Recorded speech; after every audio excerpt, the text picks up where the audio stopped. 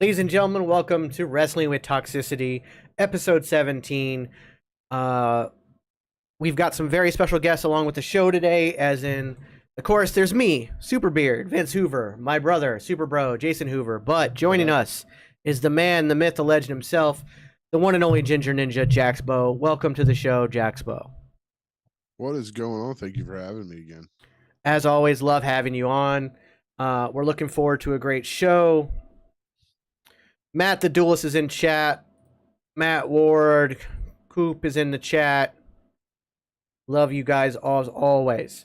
So today is going to be a great episode. We are having the NXT New Year's Evil Watchalong at 8 o'clock.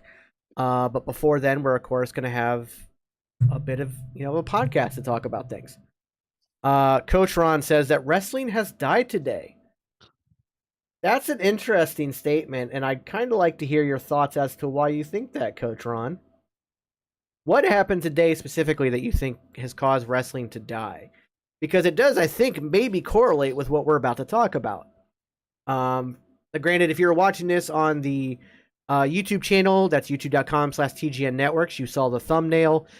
Please like and subscribe while you're at it. If you're on the Twitch channel for the Panda Wrestling Company, please hit a follow there, and if you could subscribe, use your Prime subscription there. It's all free, and make Jeffrey Bezos pay for it.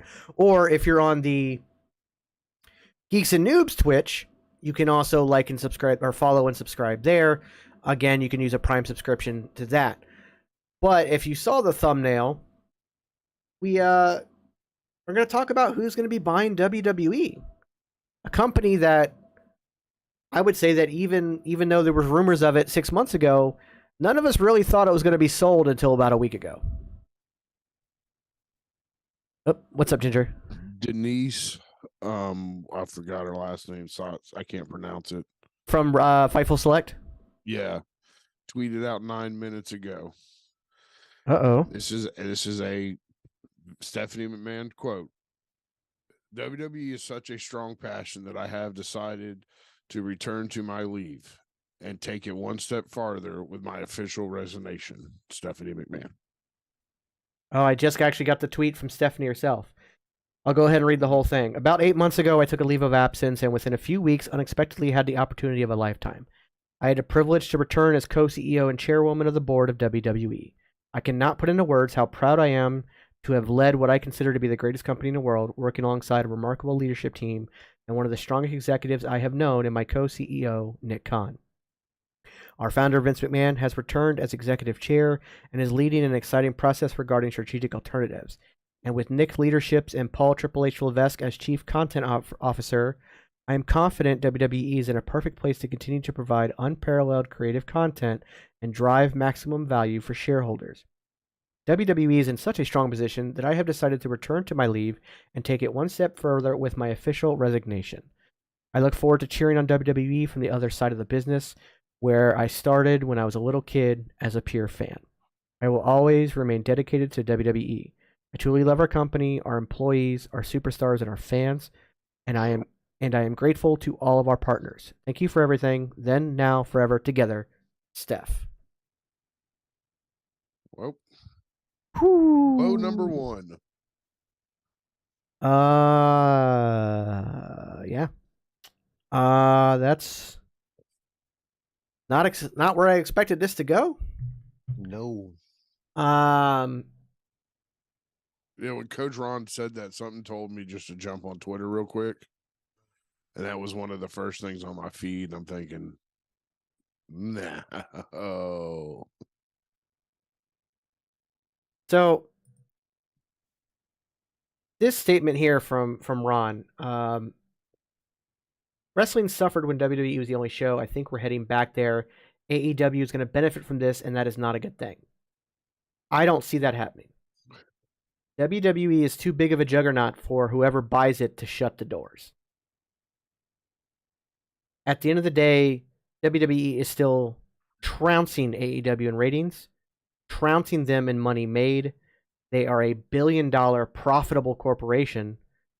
Whoever buys them is going to keep the doors open. That being said, whoever buys them has the potential to run it into the ground eventually, possibly. but I don't see it closing the doors. I don't think WWE is going anywhere. It just depends on how this deal happens, and if this new company tries to bring in their own creative team, similar to what happened at the end of WCW, where Ted Turner pretty much wiped his hands of it, gave the company over to the conglomerate that was Turner Media instead of him in charge, and they decided to bring in their own creative versus what was already there. That's what killed WCW. That, and among other things, of letting the inmates run the asylum and stuff like that. Whoever is going to buy WWE, if they decide to buy it and stay a silent owner, just let it continue to do business like it's done and is currently doing. And once the sale is done, Vince McMahon also steps away, which I have a feeling with all the controversy surrounding that man, that will be part of whatever deal happens. Whatever company, besides maybe one or two, that buy it, part of the deal will be, okay, but he's got to go. Very much so. I don't see. I don't even know what company you're talking about. That possibly any two companies that might want to keep him around. Well, we'll talk about them here in a minute, but yeah, I'll make sure I lay out which one we're talking about. But most companies, if they got somebody in a high position like that has done half of the stuff that Vince has been allocated to do, I mean, allegedly has done and stuff like that, they would have removed the person already. So, yeah. Ron, I hope you feel better. Thanks for popping on real quick. Appreciate it. So yeah, so the main crux of what we were going to talk about today is the future sale of WWE. It is a foregone conclusion at this point. WWE has hired JP Morgan to help facilitate the sale of the company. From the latest reports, it now looks like the sale will happen before the media rights deal happens. So the fact that they're doing that, I actually think is smarter. It puts a lot more onus on NBC Universal making the purchase, because one of the companies we're about to talk about is Fox Media. They are on the list of people.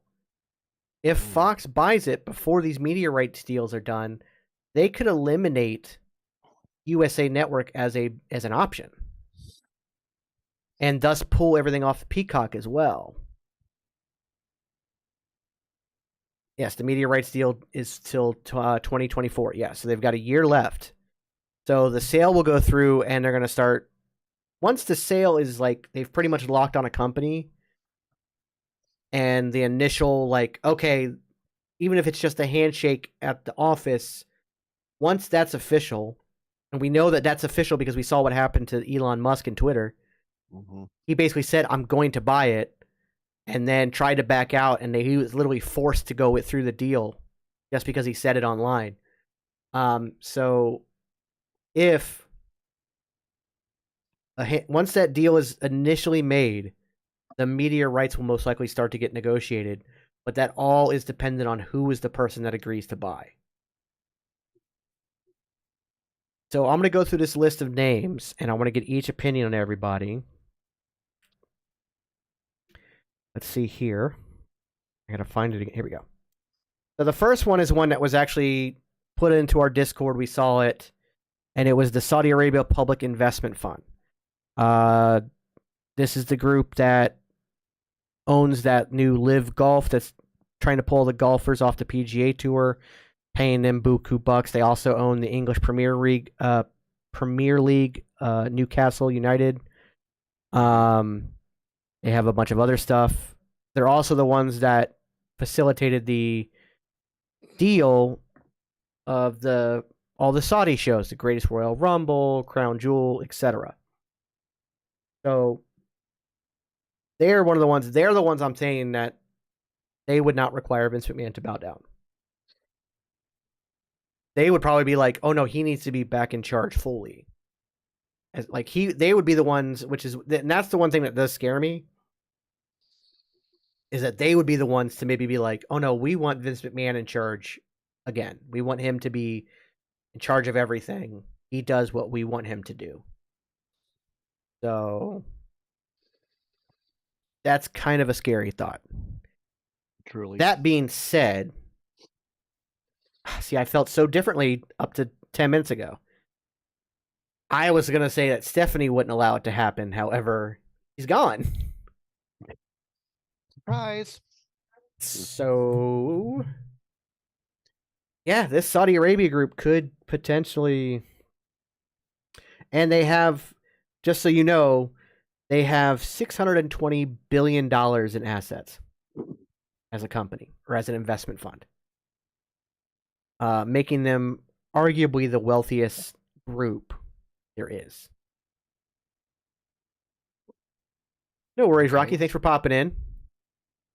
Yeah, we just talked about Stephanie stepping down. That was an unfortunate way to start the show. Did not see that coming.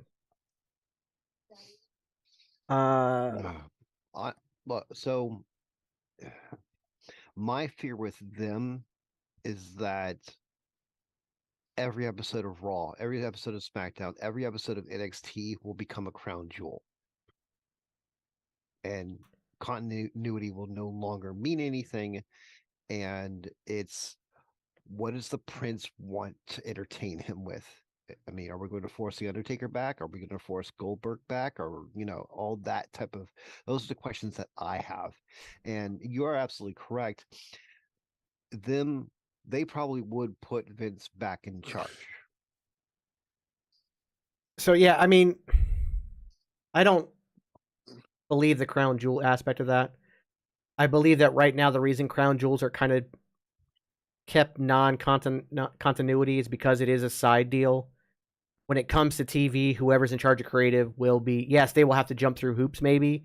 They may have to make sure certain people are involved in storylines, but there will still be continuity. I don't believe that they will just all of a sudden, it'll be random shows each and every week. I believe it'll just be, my concern is that it'll go back to to Vince McMahon in charge of creative, scripts getting thrown away 30 minutes for a show, and then nothing makes sense. So Rocky talks about the Disney thing. Prepare if Disney buys WWE, prepare for it to be extra PG. Now we talked about that when his news first broke. We're going to talk about that again because they are on the list.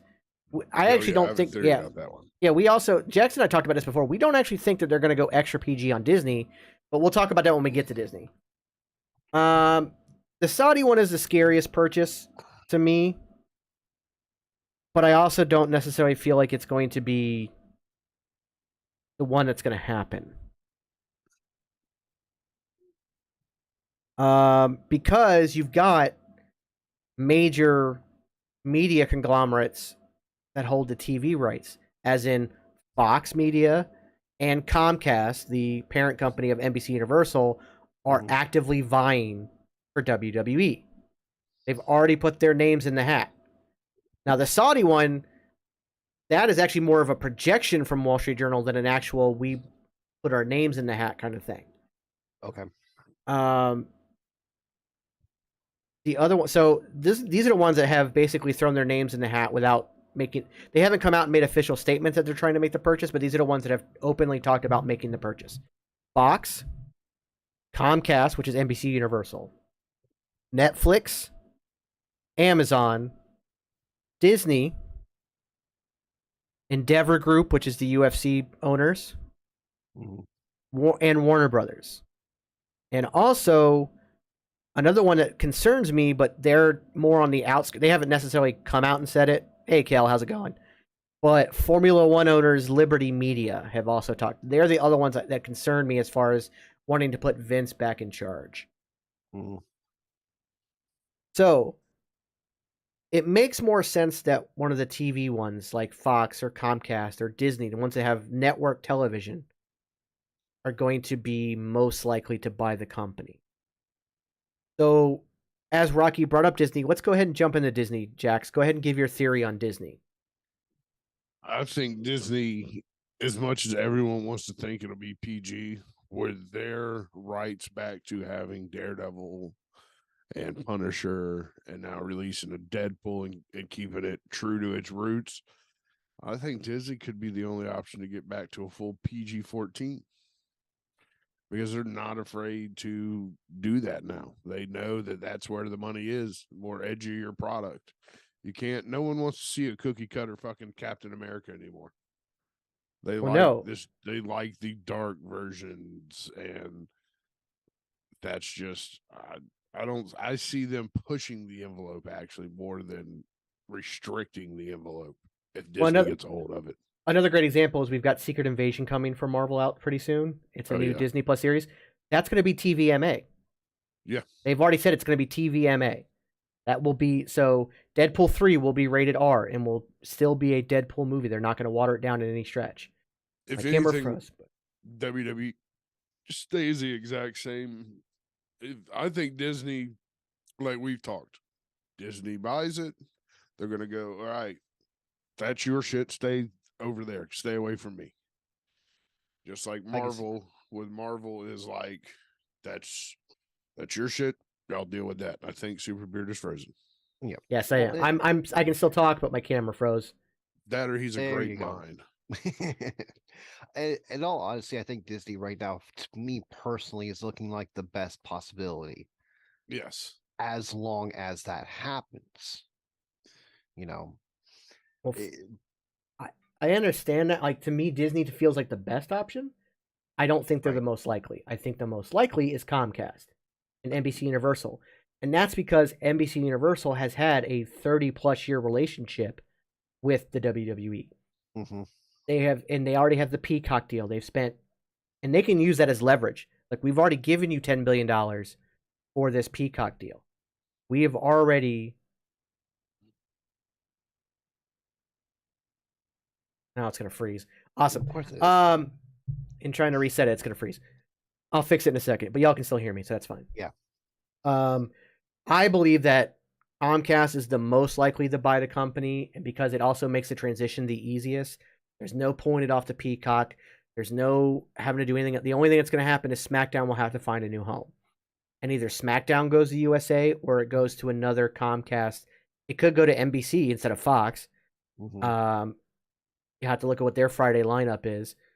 But there's several companies under Comcast where SmackDown could end up on. So it's not that massive of a transition for them to change over to oh, of course, now it's gonna freeze again. To that. That being said, though, Fox has already made tons of moves when it came to SmackDown. They petitioned to get Roman Reigns as their champion. They petitioned for a lot of stuff, and it worked. So, I mean, Fox is another viable one. But what happens if, like, say, Amazon or Netflix buys it? If Amazon buys it, you're never going to see WWE on network television again. Oh, now we're all frozen. Give it a second. No, I'm good. Oh, I'm good. It wasn't moving. Yeah, same.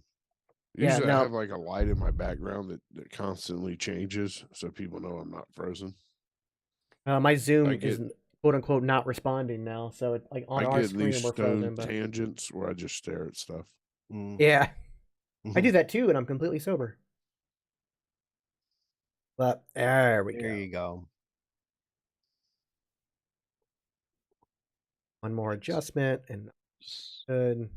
So real quick on the NBC's Friday night lineup, they got News at 7:30, Lopez versus Lopez at 8, Young Rock at 8:30, Dateline at 9, until 11. At 11 and 11 is News again. 11:30 is Jimmy Fallon.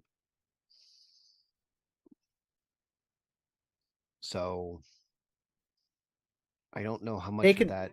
They can make some changes and make it work there, but there's other channels they own too. Yeah. So Disney makes sense because Disney owns Fox. So Disney, Rocky, let me explain how Disney owned Fox. They own Fox. They own 20th Century Fox. They own the movies and entertainment rights. They don't own the network. So Fox Media is still its own company. And so, yeah, it's a weird situation, but you know, it is what it is. But so Fox Media is the one talking about buying WWE. Fox Media is the one that has the deal right now with SmackDown on Fox. The fact that they put so much money into this deal, it would make sense for them to try to buy the company as well. They saw the potential value in it. And so... Oop, I unplugged the wrong Tony thing. Khan buying WWE would probably be, and this is just my opinion, the dumbest thing. Oh, it also would fall under monopoly laws, and so they would he probably wouldn't be able to do it. And we know what part of the other problem is that, and actually there's a loophole there only because Tony has sold partial rights to AEW to Warner Brothers Discovery as part of the TV deal.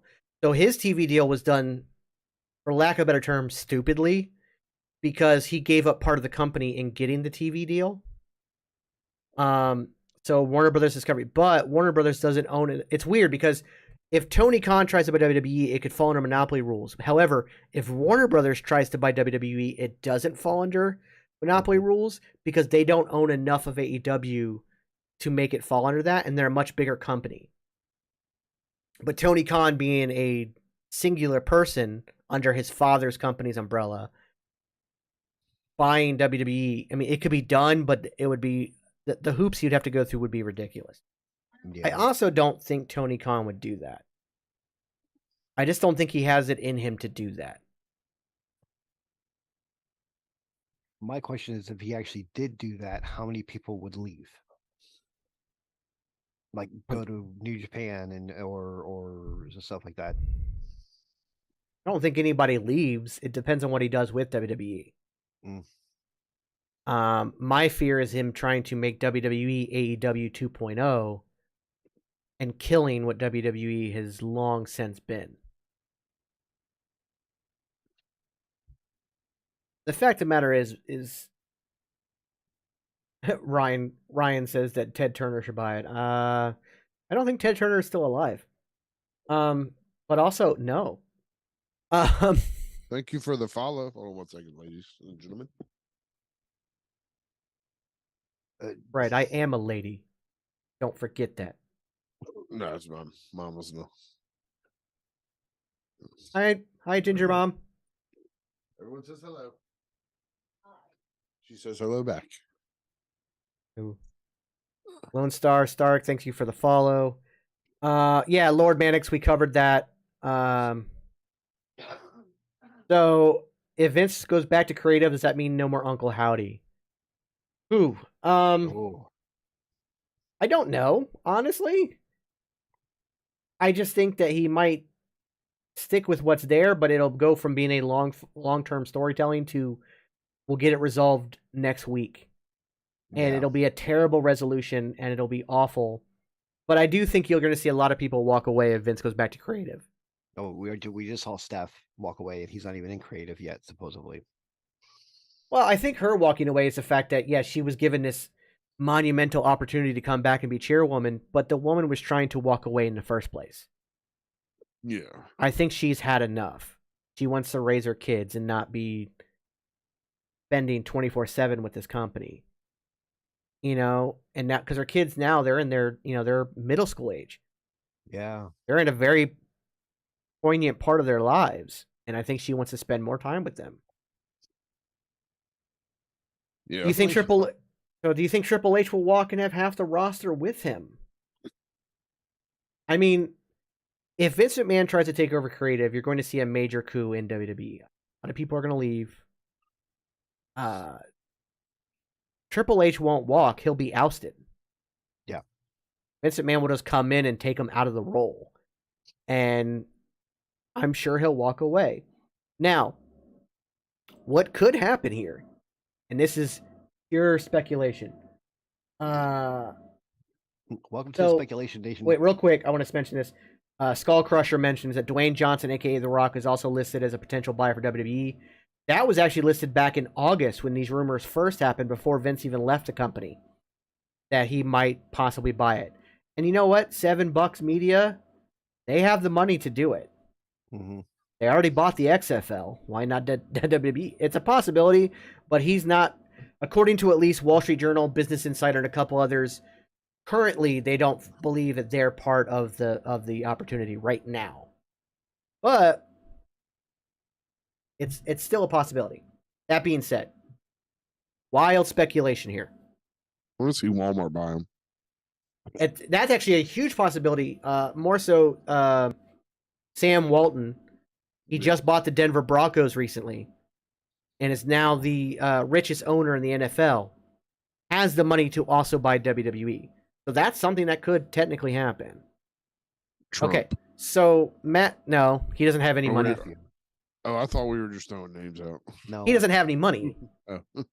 Yeah, good point. I'm Richard. Here you go. You want I'm to throw out names? You guys should buy WWE. Yes. So if everybody can subscribe to the Panda Wrestling Company and to TGN Networks, we'll raise the money and we'll buy WWE ourselves. Just give us 70,000 years of subs, and we'll do it. But Matt brings up a question. What if Triple H buys NWA to bring prestige back to NWA since he's a student of the game? So this is where my wild speculatory theory comes in. Stephanie just resigned, right? If Vince McMahon decides to go back to creative and ousts Triple H, then sells the company, Stephanie is due for a huge payday. Yep. Stephanie and Triple H could potentially buy NWA or just start their own thing. And that could be a huge one.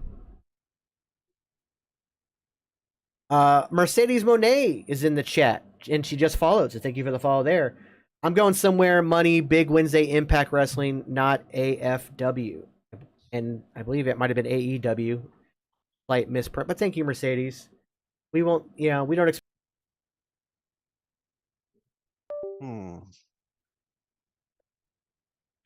If this is, once again, we're still in speculation nation area. If Vince kicks out Triple H, Steph just resigned. If Triple H actually does buy NWA or starts their own, depending on the business deal and stuff like that, the media contracts and stuff like that, there might be a gap at USA. Well, there's probably going to be a gap at Fox now. So they're going to be looking forward to fill it, which means Hunter goes, hey, I've got this. This is my new thing. Here is a list of the stars that as soon as you say yes, are going to say yes. And start off brand new promotion. That would be exciting. What? I can't see chat.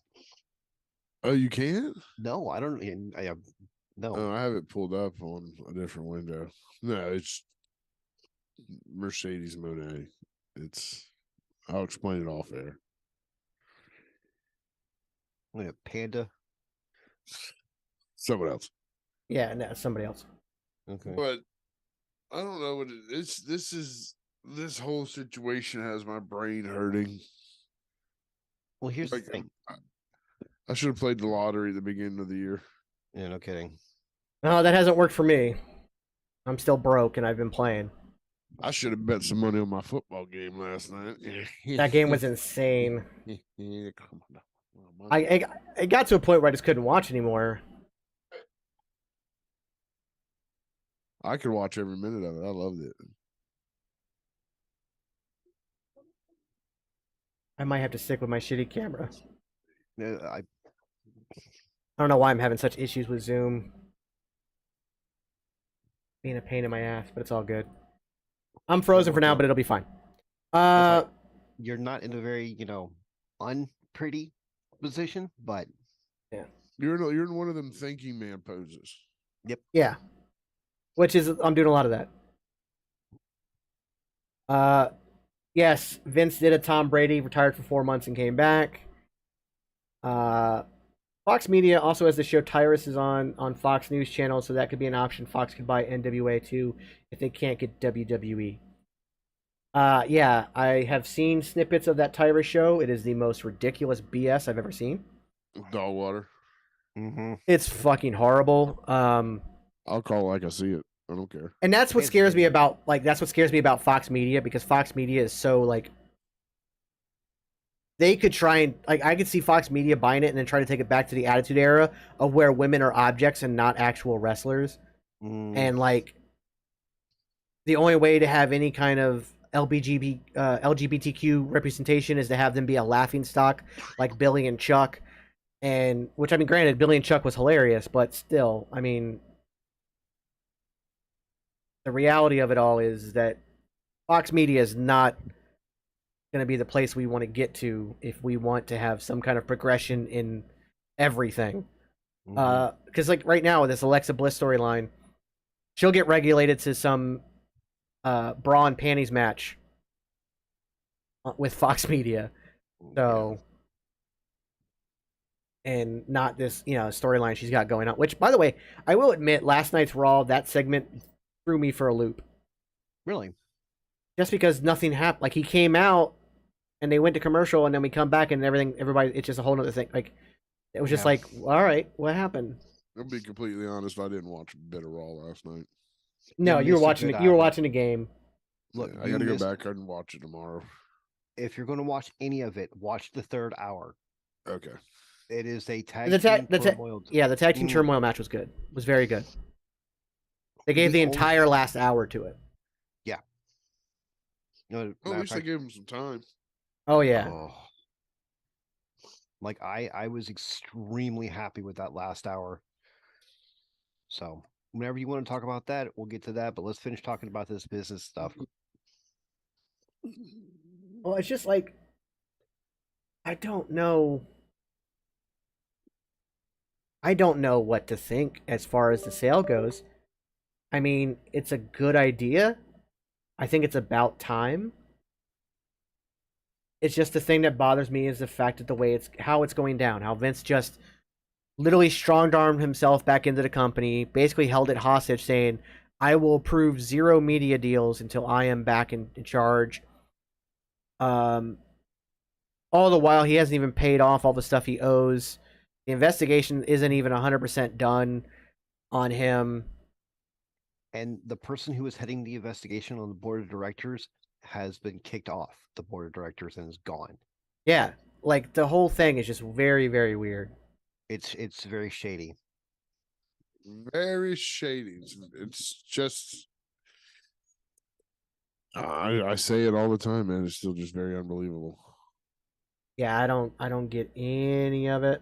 A lot of it doesn't make sense. Chat says there's no audio for Superbeard. Uh-oh.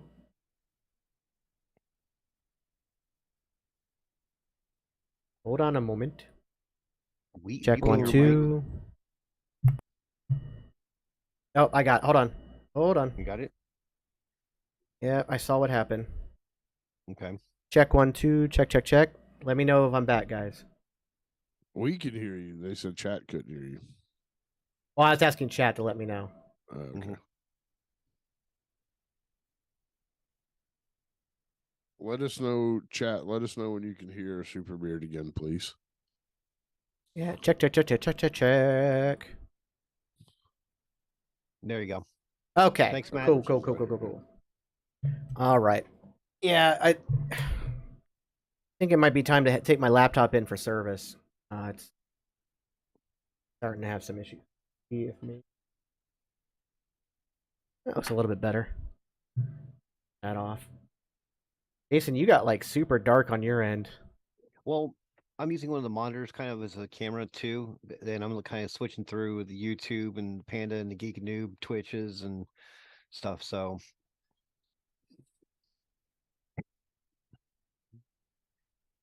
but,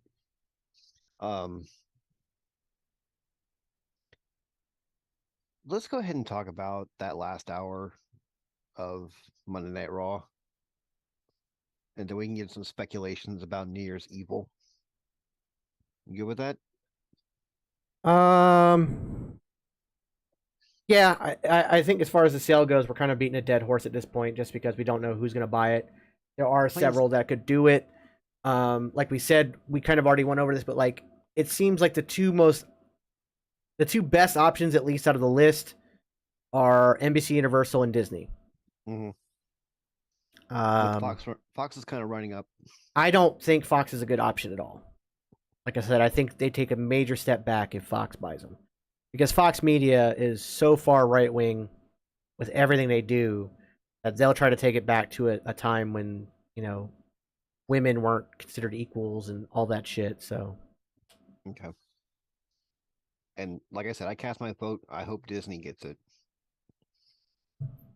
I'd like to see Disney Whether- get it. I feel like the easiest transition for fans is if NBC Universal buys it, True. because nothing changes, everything stays the way it is. We Just won't gotta- notice. We won't really notice a change. The only change we'll notice is the fact that SmackDown has to move to another station again. Mm-hmm. I think they've moved 6 times since their creation. I think they move more than that. I can Were remember they on 6. Tuesday nights for a while? Yes. They were on Tuesday nights, they were on Thursday nights, they were on Friday nights, and they were on Tuesday nights, and then they were, yeah, they've been all over the board. They've been on Spike. They've been on TNN. They've been Very different channels too. inconsistent. Right. Yeah, yeah. Where Raw hasn't moved from Monday nights ever, but has you know jumped channels,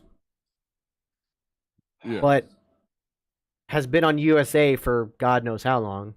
I mean, I remember the premiere episode with Bobby the Brain Heenan and Gorilla Monsoon opening the show in front of a black wall with a few bleachers on it. Well, the first episode of Raw was inside the Hammerstein Ballroom. Right, but the thing is, they had a little space sectioned off area in the back for Bobby and Gorilla to do like announcements and like interviews and stuff like that, and that's how they opened up the first episode of Monday Night Raw. Yeah. But anyways, all right, so let's talk about this last hour of Monday Night Raw, because I'm extremely happy and really loved what they did with this last hour. It was a tag team turmoil match between Judgment Day's Finn Balor and Damian Priest, and their opening was against The OC. the OC. Great match. Okay, so the entire match was a great tag team turmoil. However, I do think the wrong team won because of what they had set up earlier in the show. Okay. Because, and I'll say that. So, one thing, again, Jax didn't get a chance to watch it yet, but Bobby Lashley returned from his suspension last night. Okay. After he came out, speared Austin Theory, that he was back and he's going to enter the Rumble and eliminate everybody. He goes to the back. Byron Saxton's trying to interview him. MVP interrupts and says, "Go away, Byron." And they have a discussion. And he's like, "Look, I know I did you dirty, but I'm trying to make amends. I'm the one who got your suspension lifted. I'm the one who got you from fired to suspended and in suspension to being back on the roster. I think we should get back together." Bobby says, "I appreciate that, but I cannot forget what you did." He's like, "I understand, but now that you're back in business, if you're ready to expand that business, let me know. Also, Shelton and Cedric are also in line with business. And if they do what they're supposed to do tonight in the tag team turmoil match, things are looking good for business. So if you're ready to do business again, Bobby, you just let me know." He used a lot of business, didn't he? Yep. Mm-hmm. I said that purposely that way because he said it that way. Yep. Because they were Okay. alluding to the Hurt Business. And the fact that you allude to... Yeah, with no Omos anywhere. But the fact that you alluded to the Hurt Business so much, you then mentioned Shelton and Cedric. If they do right tonight and win the tag team turmoil match, it'll be good for business. And then they don't win. And in fact, have the shortest segment in the entire thing and basically get squashed. Why? It kind of killed, because now Bobby can look at that and go, "Oh, well, they're still pieces of shit that I don't need to deal with, and you're still a piece of shit MVP, so you know what? I'm good." It doesn't bode well to return to the Hurt Business. Now, he does mention we can take care of the bloodline like we did before for Adam Pearce, talking about the retribution situation and whatnot with the Hurt Business. I just feel like the tag team turmoil match should have ended with at least Cedric and Shelton should have started it and run the gambit. At least if they're not going to win it. Because now they just look like chumps. And now it doesn't give Bobby any reason to go back to being part of the Hurt Business. Because now it doesn't, oh, well, they're idiots. Look at, they got squashed. I don't need that. So that's what bothers me about it. Yeah. That's what bothers me about it. And honestly, I wouldn't call the Judgment Day Her Business 2.0, basically. I wouldn't have called that a squash match. It was a really good beginning, was really good showing for Shelton and Cedric. But once again, the numbers game got the best of them. Well, let me lay it out to you this way. OC versus Judgment Day went 12 minutes, I think it was. Alpha Academy and Judgment Day went 9.5 minutes. Street Profits and Judgment Day went for like almost 20 minutes. Hurt Business and Judgment Day, or Cedric and Shelton and Judgment Day went for 6 minutes. I think it was 6.5 minutes. Yeah. So, like, again, like, not that I want to see Alpha Academy get that shit job, but I could see Alpha Academy being the ones that get the 6-minute spot. Which also, by the way, I would like to bring up: are they attempting to take the Alpha Academy into babyface territory? I think the crowd's the one that was doing that. I don't think it's just the crowd. Otis did the Caterpillar. I agree. There may be some. That's a call from the back. That's not the audience. The audience didn't tell him to do it, and he did it. Like, that's a call from the back. That was a planned spot by a producer. Otis brought back the Caterpillar. You did. Yeah, Good move. Did. I like the Caterpillar. I love the Caterpillar. I think, first off, the worm, the inspiration for the Caterpillar, is one of the greatest moves in wrestling history. Let's be real. Scotty 2 Hotty and the worm, classic. So that being said, when you have a nearly 400-pound barrel of a man doing it with the Caterpillar, come on.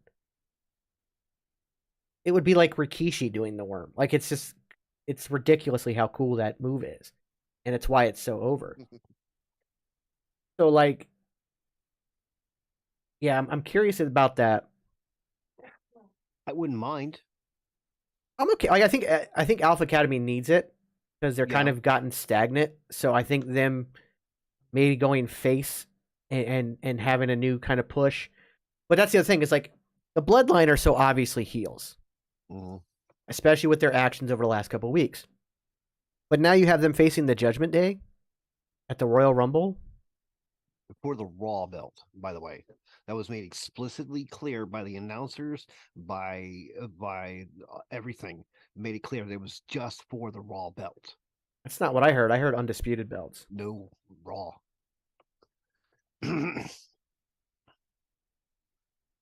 Hell is that?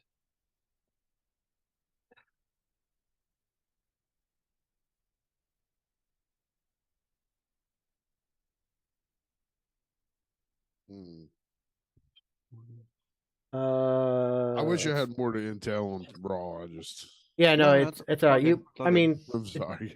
Again, the championship match was there. I'm trying to pull it up now. WWE. Is it going to be at the Rumble? Yeah. Possibly. Yeah. Oh no, it might be next week actually.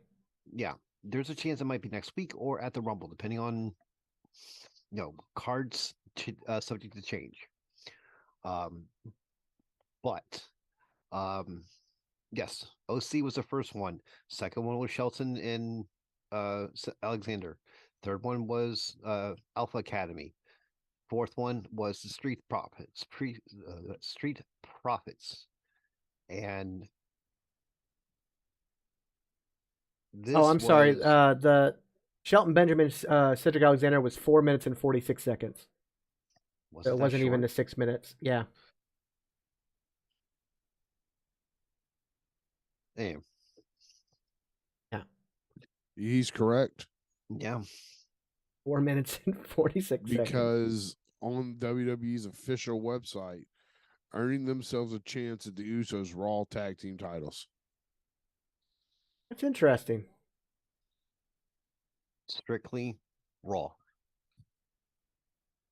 Which means they're working on separating the belts out, especially with the sale. That way each brand's got their own belts.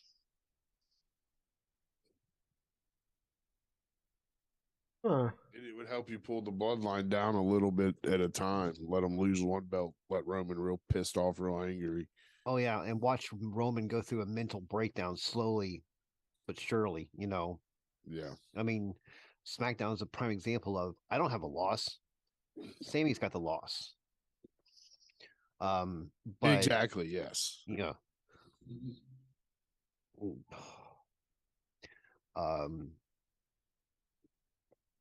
Street Profits versus Judgment Day it started later because at the end of the Alpha Academy versus Judgment Day, Otis did a Vader bomb on top of Finn Balor and Chad Gable. Finn grabbed him and basically monkey gripped him, and Otis landed on both of them, which allowed Damian Priest to knock out Otis because he was worried about Chad and pin him. During commercial break, and when they came back, they played up that Finn had busted his ribs. Doctors were checking him out and stuff like that. Pierce comes out. Pierce goes, "Look, here are your options: forfeit or let Dominic take over." And it should be noted, because like I said, Jax didn't get to see it. Before the Tag Team Turmoil match, there was a Miz TV where Dominic and the Judgment Day were being interviewed about, Dominic's prison time, and they were talking it up like he'd been in prison for years and had just gotten out. The Miz called it out and said, "Hey, well, my sources say you were only in holding for a couple hours." They flipped their shit, of course. But, yeah, they played that up. But then, Dominic's supposedly this hardened criminal now, but he didn't want to get in the match. He wasn't ready. He didn't want to get in the match. He didn't want to have to fight the Street Profits. Even Damian didn't want him to fight. He's like, "Oh, no, I can just do it myself. I can do it myself." Finn's fine. "Oh, no, he's not fine." "No, it's fine. I can do it myself." "No, we don't need to forfeit." And he's finally yeah, all right, fine. Dominic can do it with me. So even the Judgment Day kind of look at Dominic as a joke. They're kind of funny. Who doesn't look at Dominic as a joke? Again, I think it's it's oh wait, plain. no, I do. It's playing to the best of what they can do with Dom. Because nobody's ever going to take him seriously as a heel right now. You got to make him a joke heel. You got to make him the butt of the jokes. You got to do that. And he plays it so well. He does such a phenomenal job of that. So, I take him serious, Dom. I have faith in you, buddy. If you ever watch this, I have faith that you're going to get slapped. Yeah.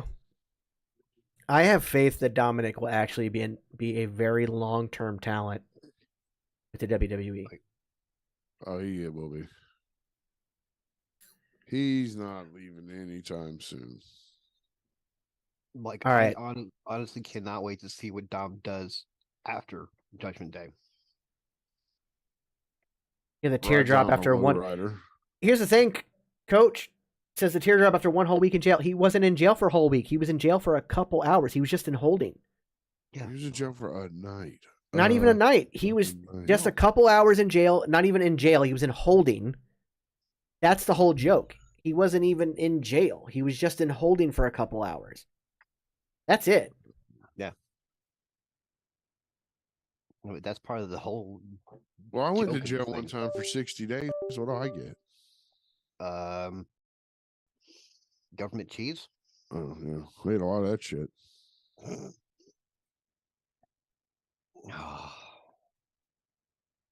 So yes, Jax, go watch Monday Night Raw. It's a good episode. My only down point of the entire episode is that Miz TV thing, and what killed it for me is the crowd not being into it.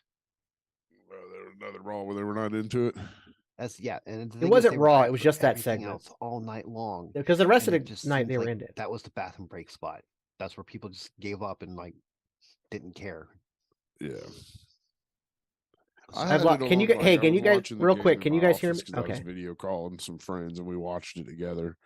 I had it on in my room, but I'd glance over every now and then. I mean, I did get to see Dominic come out with his little wannabe Conan look. Fucking wannabe Conan, wishing he was wishing he was part of LAX or LWO. Yeah. Yeah. I wasn't I'm just not a fan of. I don't know why I can't get behind Dominic Mysterio. I want to, but I just don't know why I can't. In my opinion, it's because he's played up as a joke right now. His father is such a legend. Yeah, that's kind of the part of the problem. You know, that's part of the problem is that yes, you're coming in slightly off the nepotism of your family, but at the same time, you are living in a ridiculous shadow of your father. A big, ridiculous shadow of the father. Either one of them, be it Eddie or Ray. If anybody remembers that storyline back in the days. Nobody's forgotten that. All right, so we're 10 minutes out from New Year's Evil, so let's go over our predictions for the show. All right, so what we've got Braun Breaker versus Grayson Waller for the championship. I'm going Waller. I'm going to stick with Braun. Man, Georgia's on a high. Braun Breaker's a Georgia boy. I'm going Braun Breaker. Yeah, I just don't think it's time for him to lose a belt, nor is Grayson Waller the one to do it. No. I don't think we see Braun Breaker come to the main roster until the Raw after WrestleMania. I don't see Braun Breaker losing the belt until it's Dragon Lee. I agree. Yeah. That'd be the man I'd have taken off Braun Breaker's Dragon Lee. I can see that. Especially with all the hype around bringing him in. Now we are a couple months away from him coming to the actual roster. I think they said it was going to be April.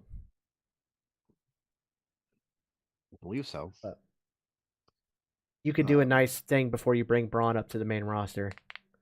I don't think it's going to be Grayson Waller. I do think it's Braun Breaker on that one. Okay. I'll take the loss, but it's one of those random weird things that I've got right sometimes. All right, so next we got Tony D'Angelo versus Dijak. Oh, fucking Dijak. I don't know if we necessarily see a winner in this one. You want to go DQ? Well, it depends on the type of match it is. I don't remember. If it's a straight match, I don't think we have a winner. I think we have some kind of no contest DQ kind of thing. My heart's telling me to go with Dijak. Honestly, I would go with your heart, sir. Yeah, just Dijak's this new hitman persona he's got going. I actually really like it. I wish they would let him fly. You know? Yeah, I think he needs to come out and go feast your eyes. I just think they need to let him get back to who he was prior. Dominic Dijakovic. Those wars he had with Keith Lee alone were enough to show you what he was, how talented he was. I think they need to just do that. Let him be him. Mm-hmm. All right, so next match, we've got Indashir versus the Creed Brothers. I got Creed Brothers on this one. I'm going to take Indashir. Into who? It's Veer Mahan. Veer Mahan and Shangi. Ooh, I'm going Creed Brothers. The only reason I'm picking Indashir is because they're getting a push and they're being brought back as a tag team, and we're still seeing some of the Diamond Mine fall apart. So, yeah, I feel like honestly, I just feel it could be a chance for the Creed Brothers to come up too. Yeah, we need Creed Brothers versus Alpha Academy would be a pretty good, solid. It'd be a hell of a match. Hell, just think of great mat work. The Creed Brothers versus the Street Profits. Oh, I was thinking more of a technical wrestling. Well, I know, but the thing is, if people don't give the Street Profits enough credit on their technical. Oh no, Street Profits are good. Yeah, so imagine that match starts. The first half of it is very technical, but then you've got both because the Creed Brothers can fly too. So just imagine how that match would go. But I mean, Alpha Academy can fly too. Like Chad Cable can do some crazy stuff. Yeah. Obviously, and- you have to do Creed Brothers versus Alpha Academy whenever they get to the main roster. Like you just Yeah. have to. You just have Hands to that down. match, and give them half an hour. Let them just go. Yeah. I got to see the Creed brothers live when they came to Jacksonville for their NXT live shows. Yeah. Nice. And those boys are TV don't do them boys. Joe's are some corn fed, Yeah. biscuit eating son of a bitches. Yeah. All right. So our next match is Hank Walker versus Charlie Dempsey. Hank Walker. I'm a Hank Walker fan. No one knows who Hank is, but I do. I think Hank Walker wins that one as well, but I think that Drew Gulak gets involved somehow because there's a storyline building there where Drew is getting darker and darker and more heelish. Hank's not liking it, but Hank is his mentee. So I do think Hank wins it, but I think Drew Gulak gets involved somehow. I'm gonna go Charlie. Plus, Charlie's injured. Right. Kinda. So they can exploit that. I don't know. I got to go with. I'm going with Jaxbo and Hank here. That's fine. Next is the 20 Women's Battle Royal to determine the number one contender to the NXT Women's Championship at NXT Vengeance Day. Do I need to go through the list? No, I think it's Jax. Oh, sorry. I'm in Nikita Lion. It's not a men's rumble. Oh, fuck. I'm on the bandwagon. Nyla Jax is coming back, baby. I don't Coming think so. With a vengeance. I don't think she'll be back. Probably never. I think Cora Jade wins it. And the only reason I picked her is because of the promo that they did for New Year's Evil. Mm-hmm. It, to me, seemed like they put all the winners in the promo. And so she was the one they put in to represent the Women's Battle Royal. So I'm going to pick Cora Jade. Not that I need to see... Like, I love Cora Jade, don't get me wrong. And her and Roxanne have had an amazing feud. I don't think we need to see more of it. Yeah. I think it's done, but I don't think... I think that they're gonna continue it. I'm going now, to Nikita Lion. Here is an interesting Definitely. thought. All that build-up, remember we're supposed to have somebody new premiere? That countdown, 10, 9, 8, we thought it could be either Tiffany Stratton or Carmella. If it's Tiffany Stratton, she could come out and she could win it. She could come out last and she could win it. Or Carmella could come out last and could win it. Because I have a feeling it might... A special entry tonight? Well, whoever that person is in that countdown is supposed to appear tonight. And I think what happens is that 19 people start to match off in the ring. And that 20th person, that surprise entrant, that surprise return or surprise whatever, shows up in the middle of the match and then comes out after maybe like half of them are eliminated and ends up winning the thing. So that's a wild card choice. Let me just throw this out there in the atmosphere. Okay. Please don't take me serious. I'm not a professional journalist. What if it's Mandy Rose? I would have said that if it wasn't for the fact that she just did an interview yesterday. Yeah. Yes. Her first interview. And apparently all that we thought we knew about her getting fired was completely incorrect. She had no idea it was happening. In my book, she just got fired. Like, that was into that. All the insiders that have talked about how that her and WWE had talked about it for a while and she knew she was dropping the title that Tuesday. She had no idea she was dropping the title until the day of the show. And she had no idea she was being fired the next day. See, now I don't know who to believe anymore on the internet. Thank you. Exactly. You've done got me to where I'm supposed to believe one person. Now I don't know who I'm supposed to believe. Well, here's the thing about dirt sheets. Even the ones that you can trust the most, like Sean Ross Sapp and for some extent the Wrestling Observer, they're still never going to be 100% right because they're just hearing... They're not back there. They're just hearing it from people back there. Yeah. And sometimes, and I think WWE does this all the time, they purposely put out false information. So even the quote-unquote trusted sources of Fightful Select and whatever can never be fully trusted. They do that on purpose. Okay. I'll get it one day. I actually can't pick anybody for this. Let's pick somebody at random then. Sure. Roll D20. That's what you do. Do it. Just point at the Oh, list and pick somebody. No, Zoe No, you Stark. got to Yeah. now. Zoe Yeah, Stark's Zoe actually a Stark. good choice. Zoe Stark's a good choice. She just recently went Stark. heel. She just recently went heel. It's a good If option. anything, she's the one that eliminates my girl. So there you go. Yeah. Yeah, we'll see. Oh, okay. Next is a gauntlet match to determine the number one contender for the NXT Tag Team Championship. However, the only team that is actually officially announced for the match is Pretty Deadly. I kind of have a feeling they're going to win it anyways. I don't know Nobody- that redneck group. I get that, but we haven't got a return match between the two yet. Pretty Deadly hasn't gotten their rematch. So Dude, they technically, Pretty Deadly does not need a win tonight. They can get a rematch. It's in the contract clause. that's true too. I'm still going to go with Pretty Contract. All right, folks. Yeah, I'm NXT going is to go getting Pretty started. Deadly to take it. I'm going to go to TBD. Ladies and gentlemen, boys and girls of all ages, NXT. it's time for NXT New Year's Evil, ladies and gentlemen. And it's opening with Chase University. Even you, Barbash. Now, your homework for tonight is watch New Year's Evil.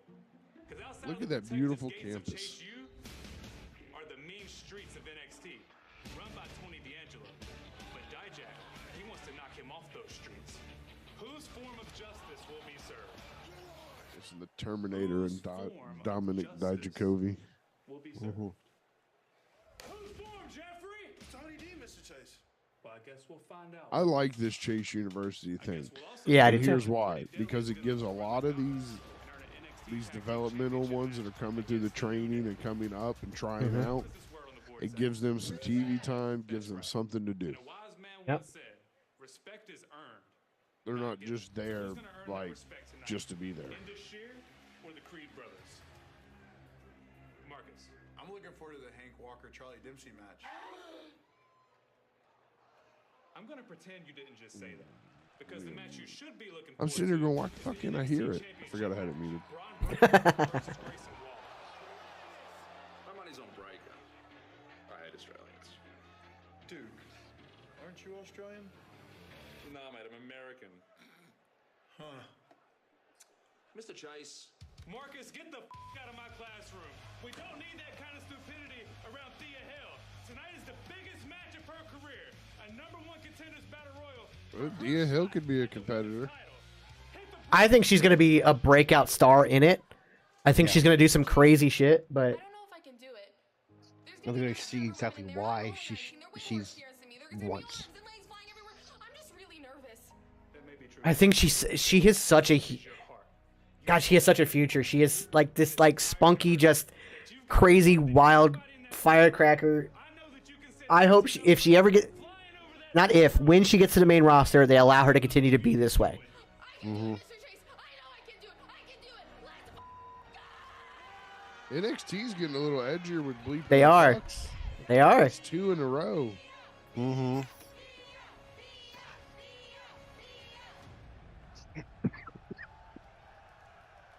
I don't She's expect her kinda to got- win. I do expect her to put on a hell of a show, though. Yeah. And she's kind of got a similar Alexa Bliss, how Alexa Bliss started too. Yeah, except for this actually works. Well, yeah. It didn't work for Alexa Bliss in NXT when she No. started. But then again, she didn't have a group with her like Chase U. Exactly.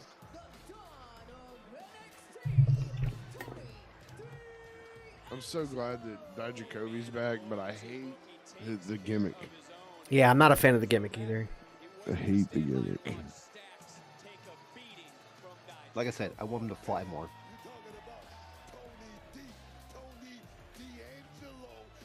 And I'm not a fan of Booker T on commentary. No, and he was not supposed to be there long, apparently, and they decided to make it a long-term deal. He was only supposed to be there a couple months. Wow. And now, apparently, he signed a long-term deal. I was like, ah.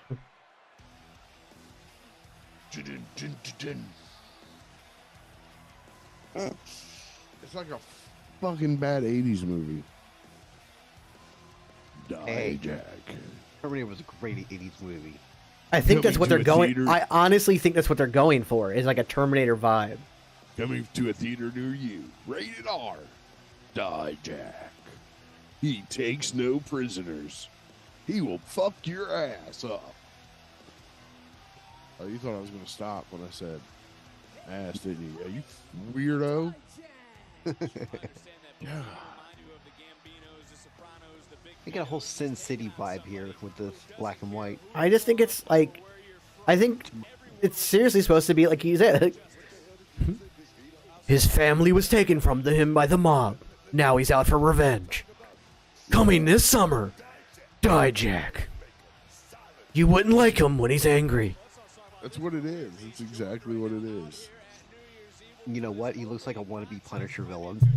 Yeah, it's like the B-roll of like, you know how like you go to Walmart and you got that bin of like $5 movies and it's all like Yeah. fucking C-list movies. That's what. Yeah, or it's like that's what it's like Dijak it's like is. rip-offs of big. It's like it's like instead of Finding Nemo, it's locating Norman.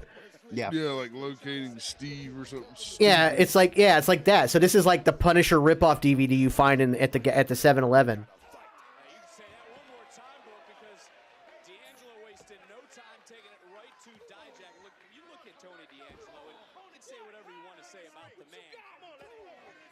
I got a feeling if D'Angelo ever goes up to the main roster, they'll change his gimmick.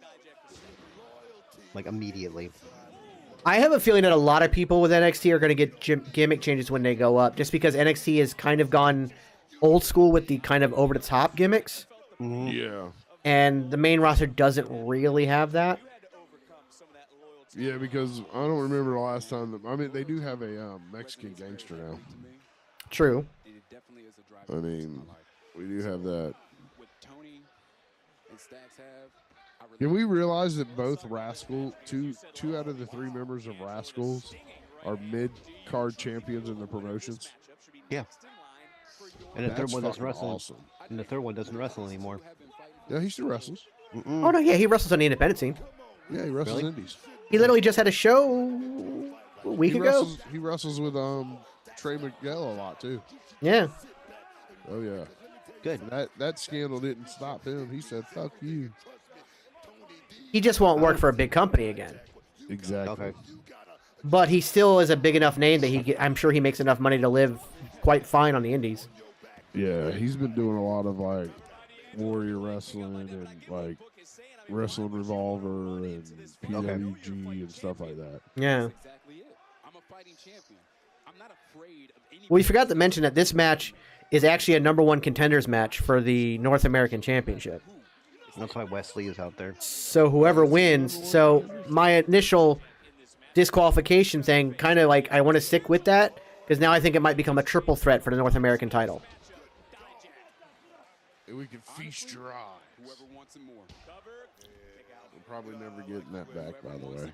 Not until he goes to main Probably roster. not.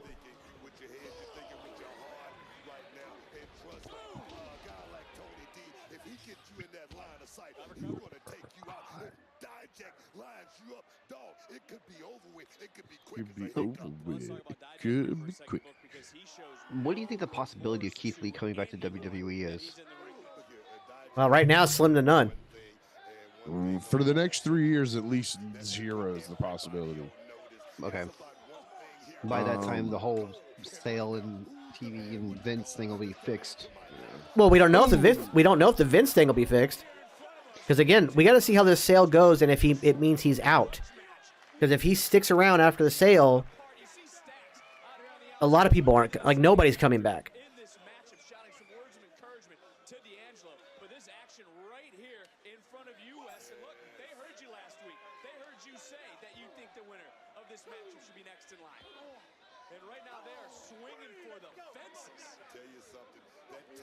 Okay, here's what I don't like about NXT.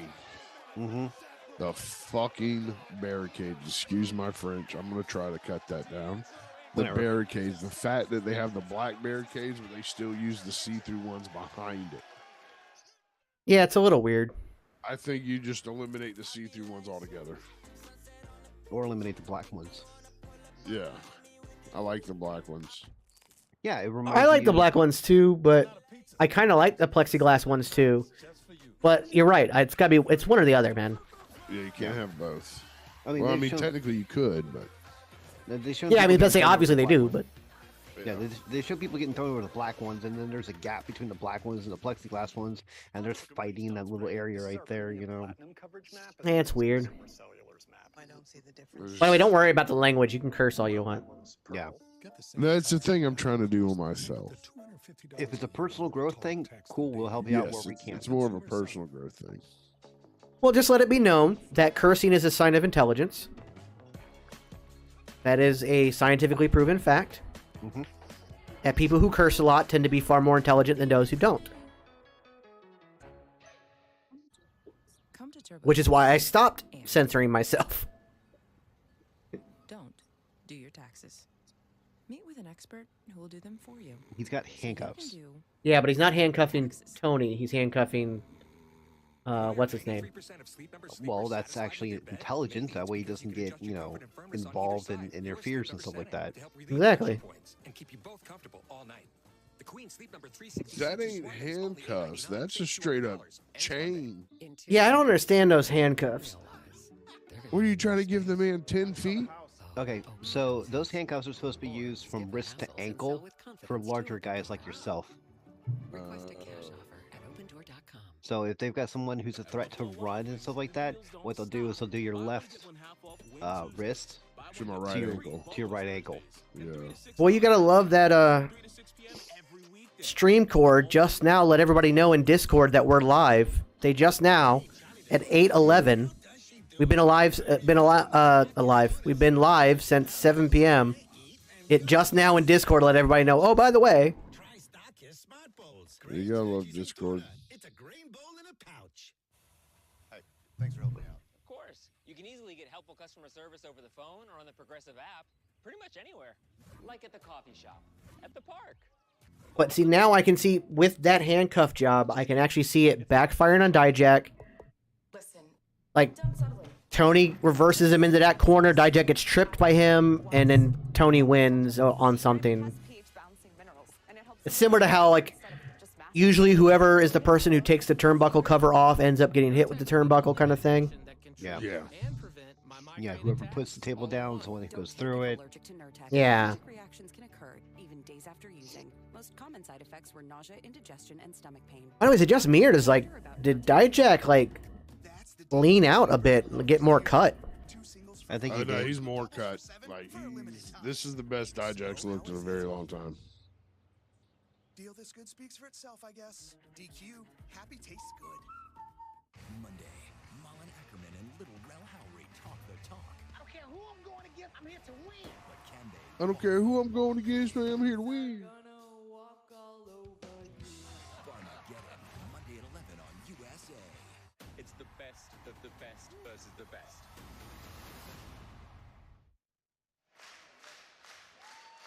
All right, we're back live. I'm telling you, Shaft called. He wants his fucking look back. Yeah.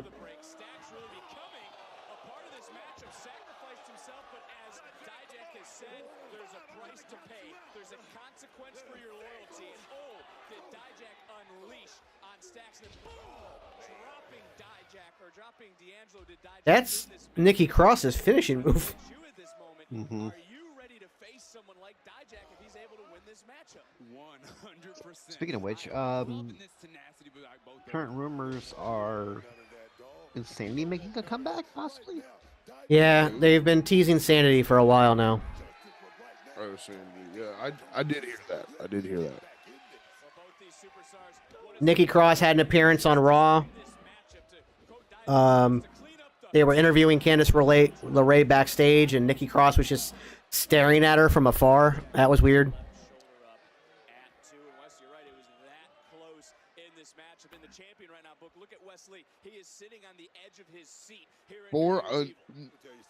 Three unknown teams. Three unknown teams. Mm-hmm. Huh. Does NXT have three unknown teams? I think an unknown is just they just didn't announce them, but it'll be like That Rednecks. Yeah, I forgot the name of their damn team now. Country Boys, probably. And the funny thing is, they're the last Cousin Brothers? Is that what it is? Cousin Brothers? something No? like that. You know, and they're the last Probably. NXT UK tag team.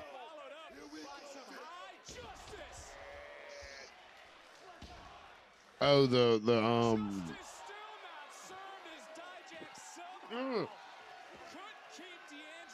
I know who you're talking about. The UK team.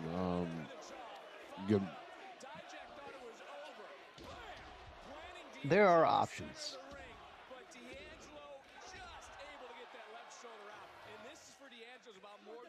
New Day can always insert themselves as the final tag team as well. Good.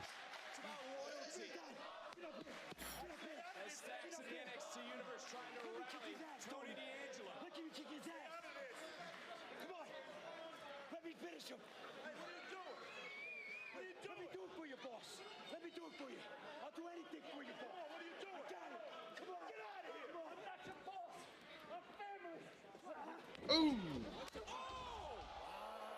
That's it. Good night. Interesting. Well, I knew he was going to play a part, just not in that Your way. boss, some family. Mm-hmm.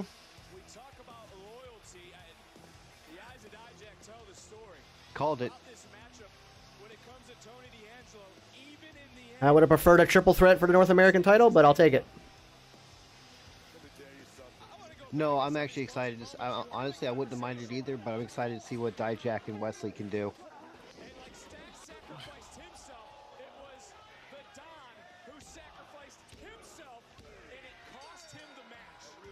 Yeah, but the way he fell, he might have like legit hurt his wrist.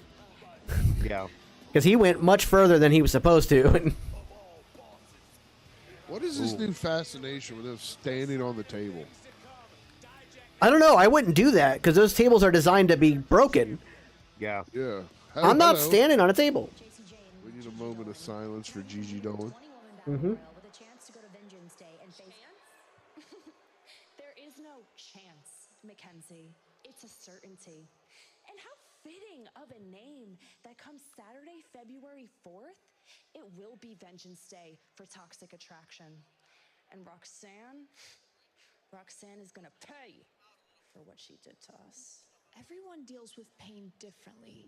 JC screams it out, I take it out. I will have 18 other women tonight to take it out on. In this battle royal, you will witness two caged beasts finally become unshackled and let into the wild. Well, I think we need to address the elephant in the room. Ooh, how you're still employed? No. What happens if the battle royal comes down just to you two? Very simple. You will hear your winners. Toxic attraction.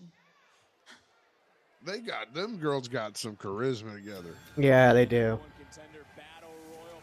I like it.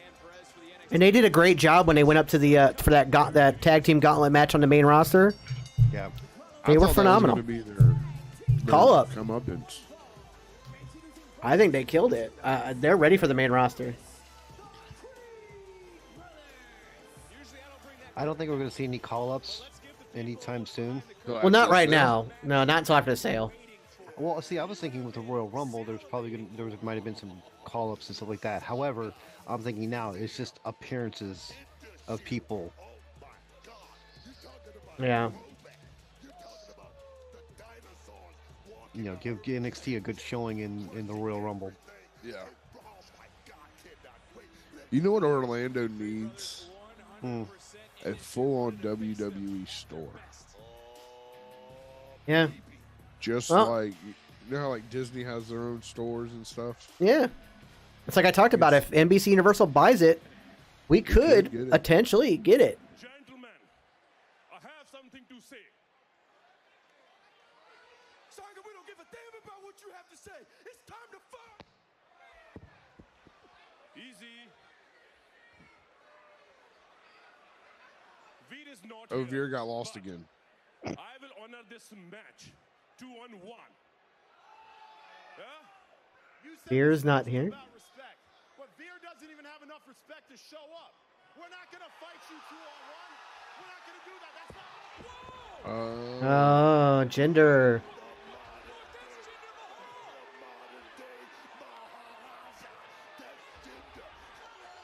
You gonna put this faction back together? Well, I mean, gender needs something to do instead of just the main event show.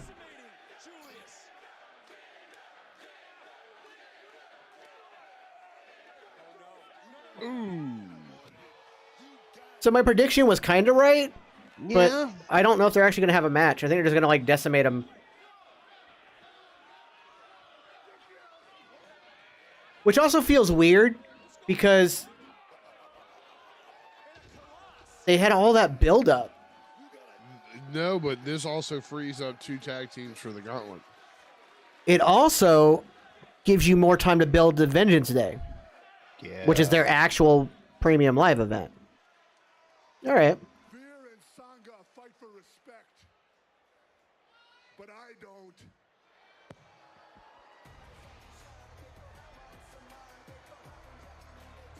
You're talking about a body transformation.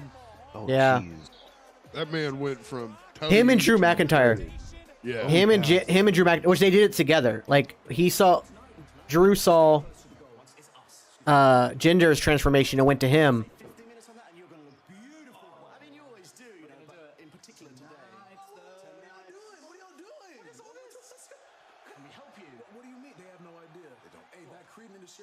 Never happened. That means that you guys are next. Yeah. Next. No, yeah. No. Listen, not. Like, I thought their hair was always straight. Always watch what's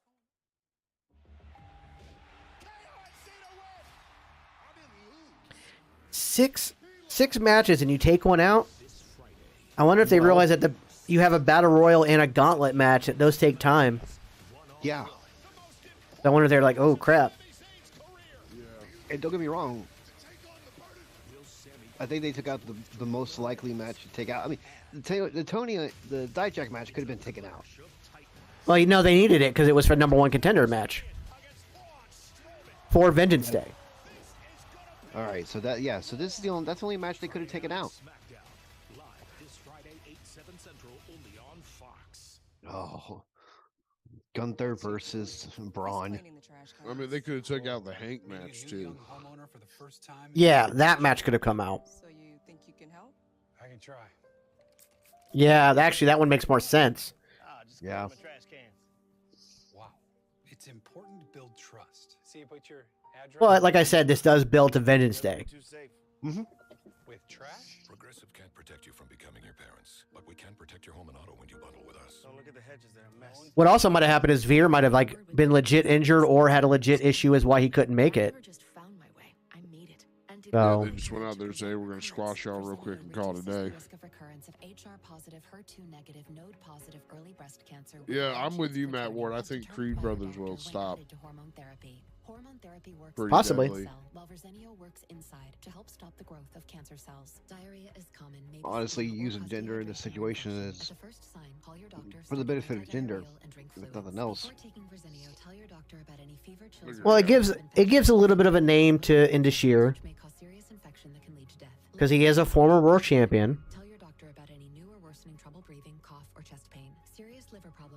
So it gives a little bit to Indashir.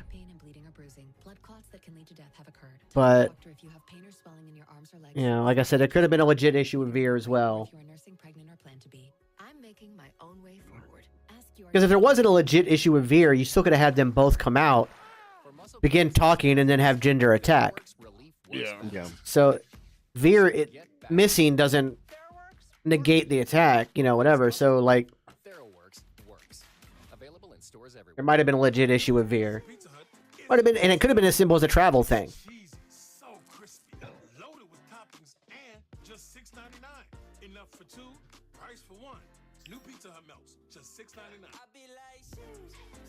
Ready, set, slay! RuPaul's Drag Race is coming to MTV. It's solid gold, baby. It's time to celebrate with this season's super sweet judges. It's breathtaking. Glamour heaven. You killed it. Including I hate commercials. Me too. Me too. I'm having an out-of-body experience. I love you I mean, I understand they're necessary evils with that, but So that's kind of like, if for some reason Amazon is the one that buys WWE and they pull it off network TV, it could be a good thing. Yeah. I would rather have Amazon do it than Netflix. I think Netflix would ruin it. I honestly think Netflix doesn't. While they may act like they're in the bidding for it, I don't think they actually have the money for it. No, Netflix is in so much debt, they'll never get Yeah, out of it. and they keep buying more shit. Like they bought Glass Onion, and which I mean, great job because that's such a good movie. But They bought that and signed them on for a third one. yeah, but they keep just spending, and they're never going to get out of debt.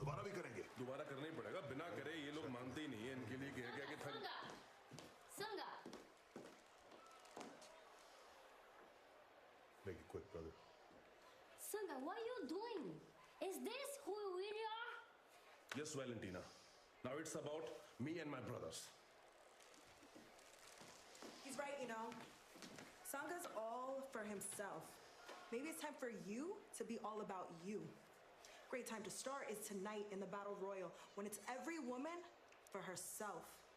Think about it. All right, so here Why comes... is Self-Bet in the chat, and why is Self-Bet mad?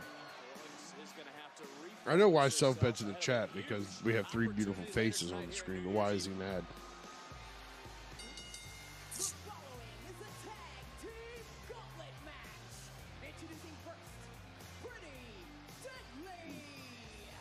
Now wait, they curled their hair and then they curled the tops of their head and then slicked it back. All right. No clue. Oh, Self-Bet's Hey, mad about the Vince. hey! What did I do? Why a fuck Vince? Yo, what did I do? Guilt by association. Nothing but love, Self-Bet. Nothing but love. I love you, man. What did I do to you?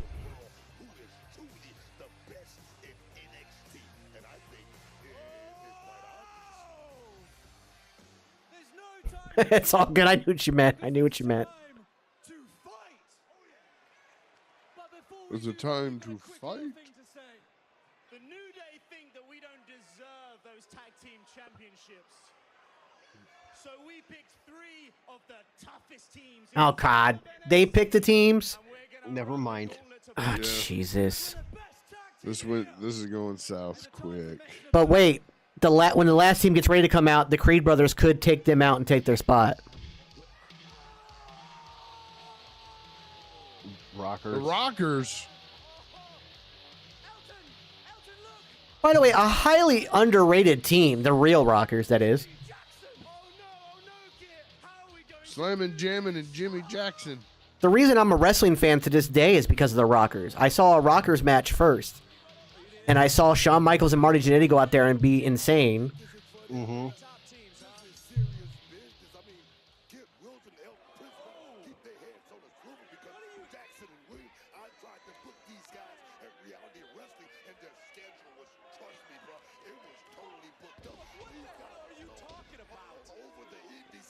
That's a double team version of a finisher I was using, where I'd put somebody up on my shoulders like a go to sleep, but then I would drop them into a code breaker on their gut.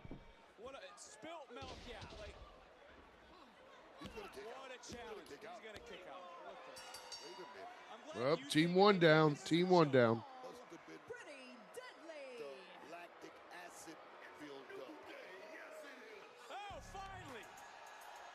Self-Bet said he would like to join if we would like to send him the link. Oh yeah, I'll send it to you. Give me a second. I'm gonna bet. Hey, Self-Bet, I'll send it in Discord. You're in Discord, right? Matt Ward, what dream match am I in? I have a bunch of dream matches. No, boy. If y'all want a match against us for these right here, you're gonna have to beat 2 actual top tag teams. And we just Hold on. happen to have 2 actual top tag teams for you to face. But Kofi, who? There you go, Self-Bet. I sent you the link in Discord. It is the team of Idris Enofe and Malik Blade, baby! All it took was a little New Day to come out here and set things straight. What are you saying? Okay, I'm down for this. I'm Yeah. down for this. I am down for this. I still think Pretty Deadly wins in the end, but I am down for surprised he's this. not wearing a sweater. Yeah, me too. Oh, you know what I need to do that I haven't done today? What is that? You'll see it here in a second. I forgot to do this today.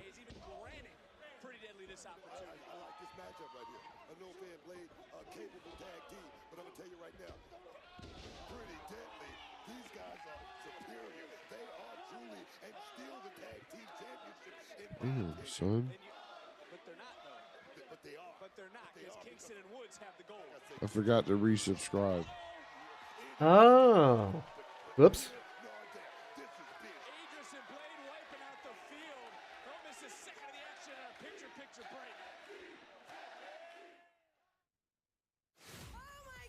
The biggest party in Hollywood is back. You smell amazing. I don't have anybody to thank. So who are the guys in the ring? I have no fucking clue. It's Malik Blade and Endless Effort. They're a new up and coming team. I don't even think they have like a team name yet, but they're phenomenal talents. Like these guys are so good, but never gonna beat Pretty Deadly in this moment. Neither will whoever the next team is. And Pet Wrangler too. You report to your boss every afternoon. So beautiful. So But it's going to be a good show. again might seem impossible. What if a school could be there for all of you? Career, family, finances, and mental health. Yes, it's going to be a good showing.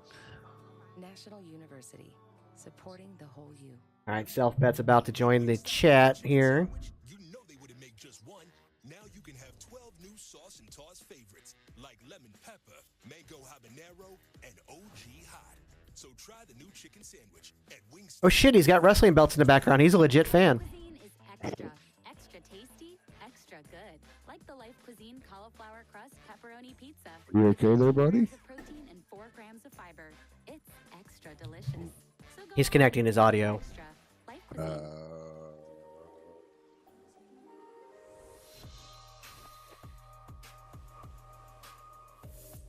This is when you talk. Can you hear me? Yep. Yeah. I've never done Zoom. I've always gone through StreamYard. My bad. Yeah, you're good. Dude, this is bullshit. This day sucks. Very All right, Self Bet. Tell us how you really feel. Yeah, about to say, well, might as well tell us your thoughts.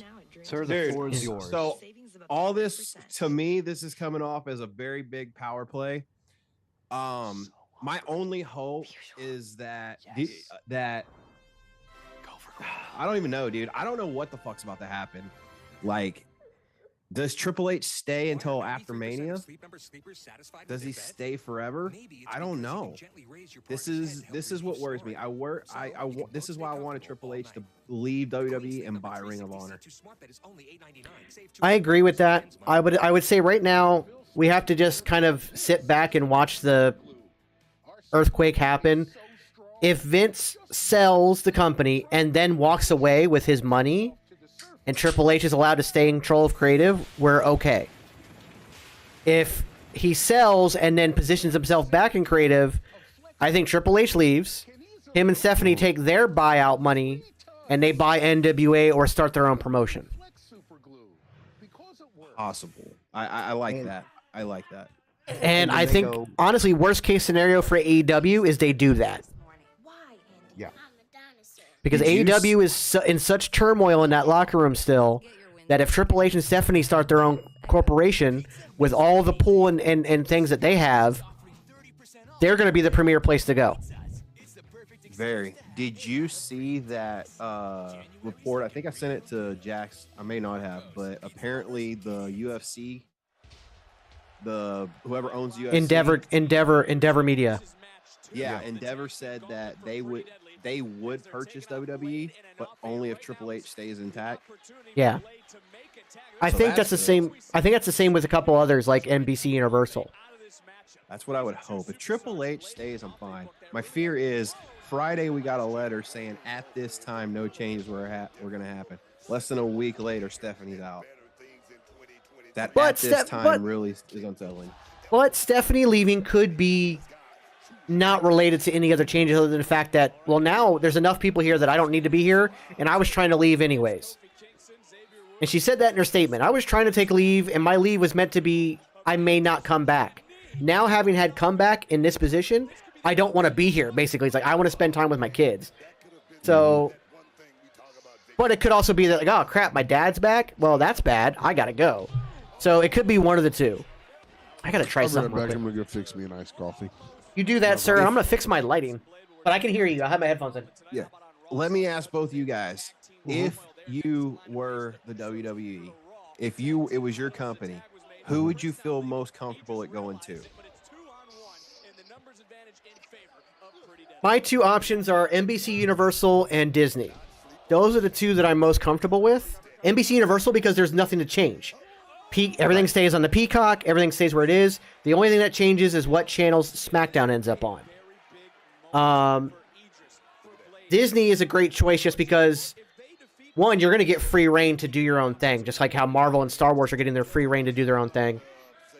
You'll get attached to the net. You'll get moved to a different network, but it's still the best place to be.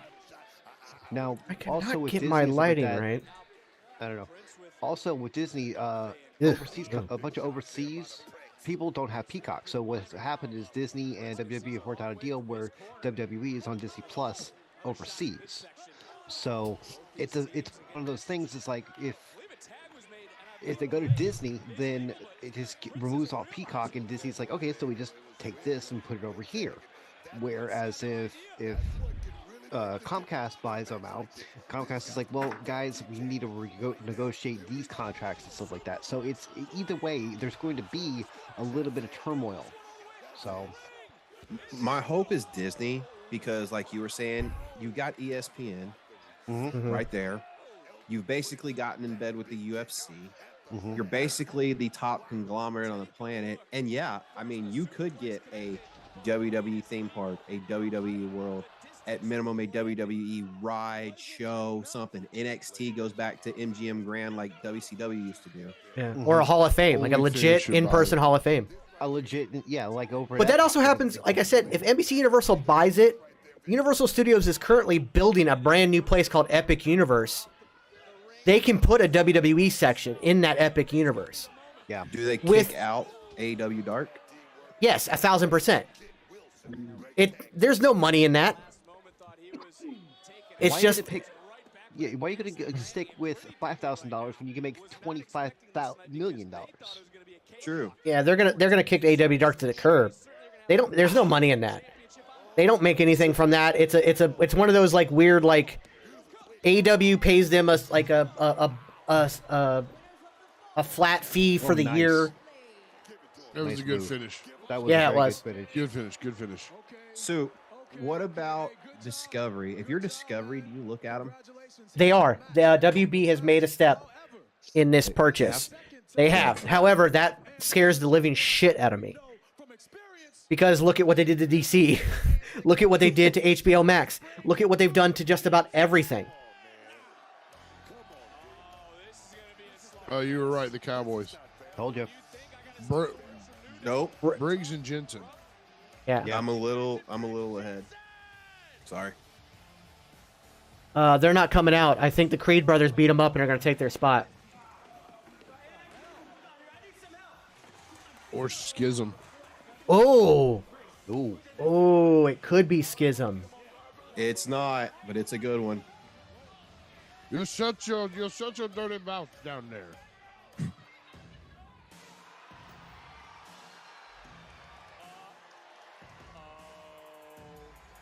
Gallus? Really? Really? This is a. That's an even better choice. Even better choice. This is the other team I think we tried to mention. We just couldn't remember their name. Yes. But this is an even better choice.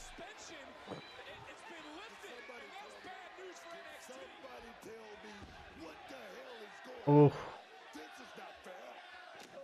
And I think Gallus versus New Day would be a hell of a match. Yeah. Oh, the crowd are behind him too. Oh, the hardest part of the ring. No, me and Mr. Selfbed down there did a midday show, and I found a guy getting power bombed on the corner of a pool table. Yeah, I saw that. Like it was rough. Straight up on the corner.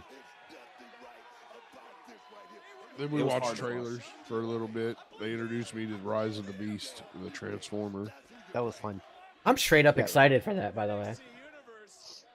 I had no clue about it until, a couple hours ago. I live under a fucking rock sometimes. Do you want information about Beast Wars and all that stuff? Talk to Vince. Vince, when did you find out you were going to St. Augustine? Are you going on the 14th? I don't think I'm gonna be going now. Okay. The person I was supposed to go with on a ghost, it's like we're gonna do like a ghost tour kind of thing, but also like check out the fort during the day and all that stuff. They had to cancel. I was like, well, I could go myself, but like, I just did SeaWorld the other day, and I had to leave halfway through because half the shit was closed, but also my knee was killing me. Yeah. And so a lot of walking. I ended up partially tearing my MCL and ACL. And part of that is because I'm a lazy asshole who sits at home all day and streams, and I don't get out and touch grass enough, and I didn't stretch before going. So now I've got a brace on, so I was like, if I'm going to be the only person there, I got to do all the camera work, I got to do everything, I'm probably not going to go. Yeah.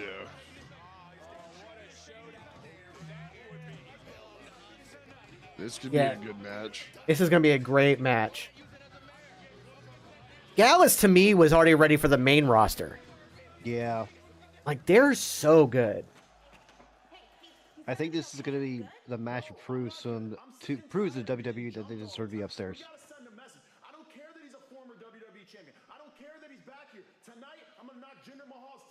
Oh, Jinder Mahal showed up? Yeah. For some reason, Veer was not there. Veer got lost. Yeah. He's on his way to Raw again. It took him 6 months to find out how to get to Raw. So, heaven forbid how long it's going to take him to figure out how to get to NXT. Good. I got a match to get made anyway. Are we going to have a match tonight? Oh. 3, 2, 1. Carmella? Either Carmella or Tiffany Stratton. My money's on Stratton. Yeah, I'm not sure that Carmella's still recovered after her miscarriage. That's an incredibly traumatic experience. And I've got another season of biography coming out. Yeah. And China's going to be a part of it. I'm excited for that. Oh, listen.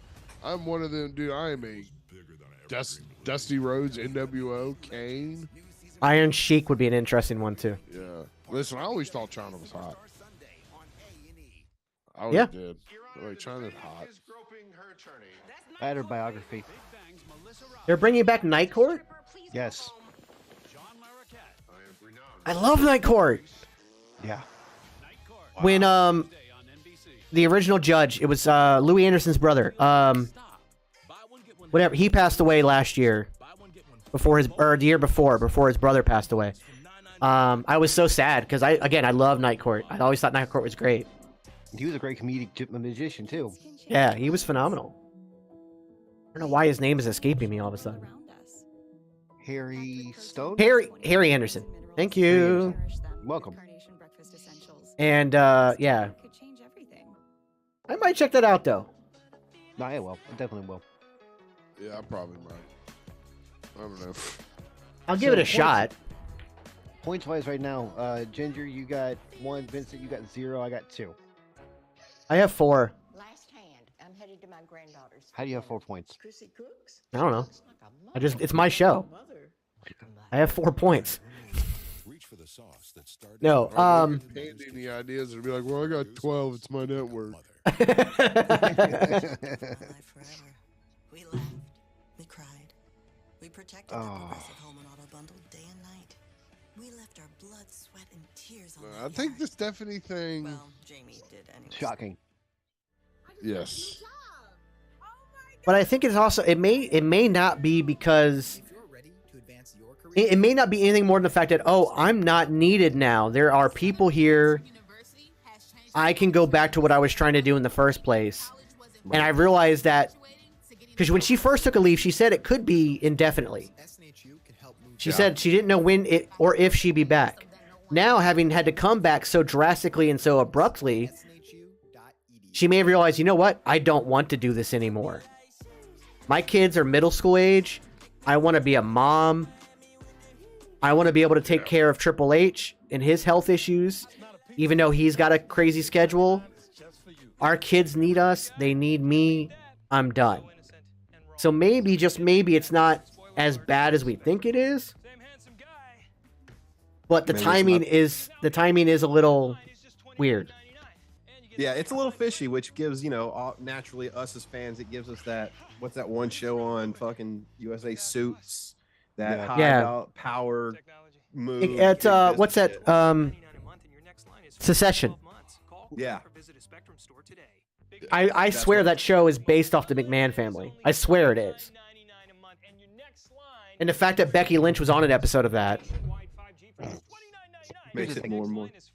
Once again, we are outsiders. We do not have any of the inside information. We get less information than Sean Ross Sapp and all. Okay, well, so let me hang on. I am still friends with a current producer/agent backstage. Okay. That being said, I have never once used my friendship to gain information. That being said, I have spoken to this person since. Okay. They have told me absolutely nothing, and they swear up and down that nobody is saying anything to anyone. And ooh, the Sunrise Diner. When it comes to the NXT title, is that a good diner? Never been.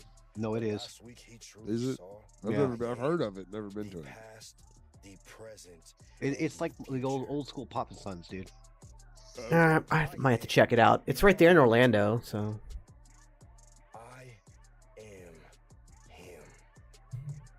With the Royal Rumble happening in 3 weeks, does Grayson Waller become the one to take it off Braun? I think time for him to come. I don't think we see Braun on the main roster till the Raw after WrestleMania. Okay. I don't think Braun loses. He doesn't lose the title at. It has to be a premium live event, not a network special. Okay. I do believe it'll have to be at a big event. That's Apollo cruising that NXT title. He can write in his diary and he can look out the window. But that title doesn't have Apollo written on it.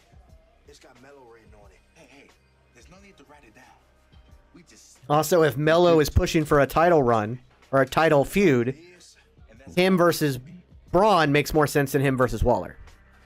Yeah, it and does. since they're already teasing him going after the world title, I think it'll be him and Braun in a some kind of series. All right, here we go. Here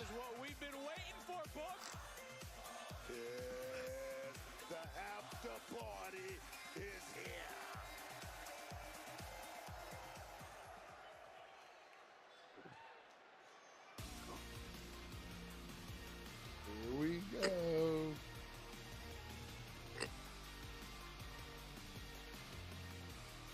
I don't think that's Carmella. No. Yep, Tiffany Stratton. Isn't it?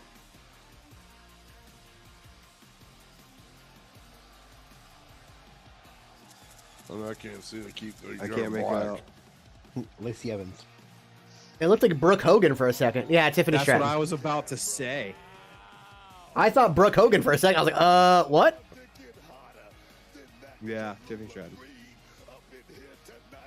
She is not dressed to perform, so I don't know if she'll be in the Battle Royal. Probably not.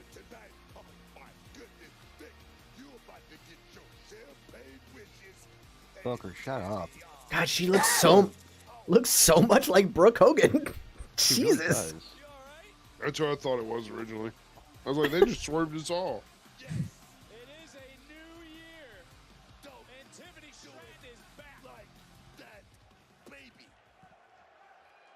When are we supposed to get Dragon Lee in NXT?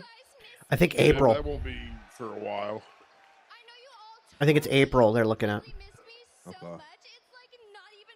He has to finish out his AAA contract. Yeah. Yo, do y'all think that stuff's legit with Jay White? Yeah. I saw that today. No, his contract is done. Dude. And I don't think he wants to be in AEW. Nope. No, I wouldn't. He doesn't do tope suicidas. He can't go to AEW. It's true. Now, Grant, I don't think Jay White goes NXT. I think he pushes himself to main roster, or not at all. He goes AJ Styles. But he is coming. He is moving to America. Apparently, he's already found a house, all kinds of stuff. So I think he actually lives in Florida. He has a house in Florida. Yeah, he has a house in Orlando. yeah. Well, I think it's like not his permanent residence, but I think it's going to become his permanent. Like he said, he filed for permanent residency in America. Okay. And there was somebody else with him too. That's Finn, AJ, Cody, kinda, and Jay White. Carl Anderson. Well, yeah, I'm just Luke talking about Gallows, yeah. quote unquote leaders of the Bullet. Oh yeah. That was kind of lackluster return. Yeah. No impact. Here's the thing. Yeah, nobody cared. Yeah. I think less people cared about that than they did Sasha Banks. Yep. So send your hate mail to Jax. Yeah. So Gorillas of Destiny are also possibly coming to the WWE soon. Please. There might be enough that they might be able to actually just have the Bullet Club. Considering they've mentioned it by name. Several times. I don't know who owns the actual rights to it, but it could very well get the Bullet Club in WWE. That would be nice to see. Bloodline versus Bullet Club. I was just about to say that. If you do get Jay White, do you wait and leave the belt on Roman to give the Bullet Club versus the Bloodline? You maybe, if you can time it right, you maybe have the Bullet Club show up to stop the Bloodline from interfering in the Cody Roman match. Cody wins, celebrates with the Bullet Club, starts a feud that way. Ooh. And you could, done right, you could probably run that all the way to War Games. Oh, easily. And one thing that I know a lot of people want to bitch about, but one thing that WWE has done recently, and thanks to Triple H, is long-term storytelling. Oh, yeah, look at Nikki Cross. She's still behind Stock and Candice LeRae. We know what's going to happen. Yeah. But it's still good. The Bray Wyatt with the Uncle Howdy and all that stuff. I'm digging every second of that.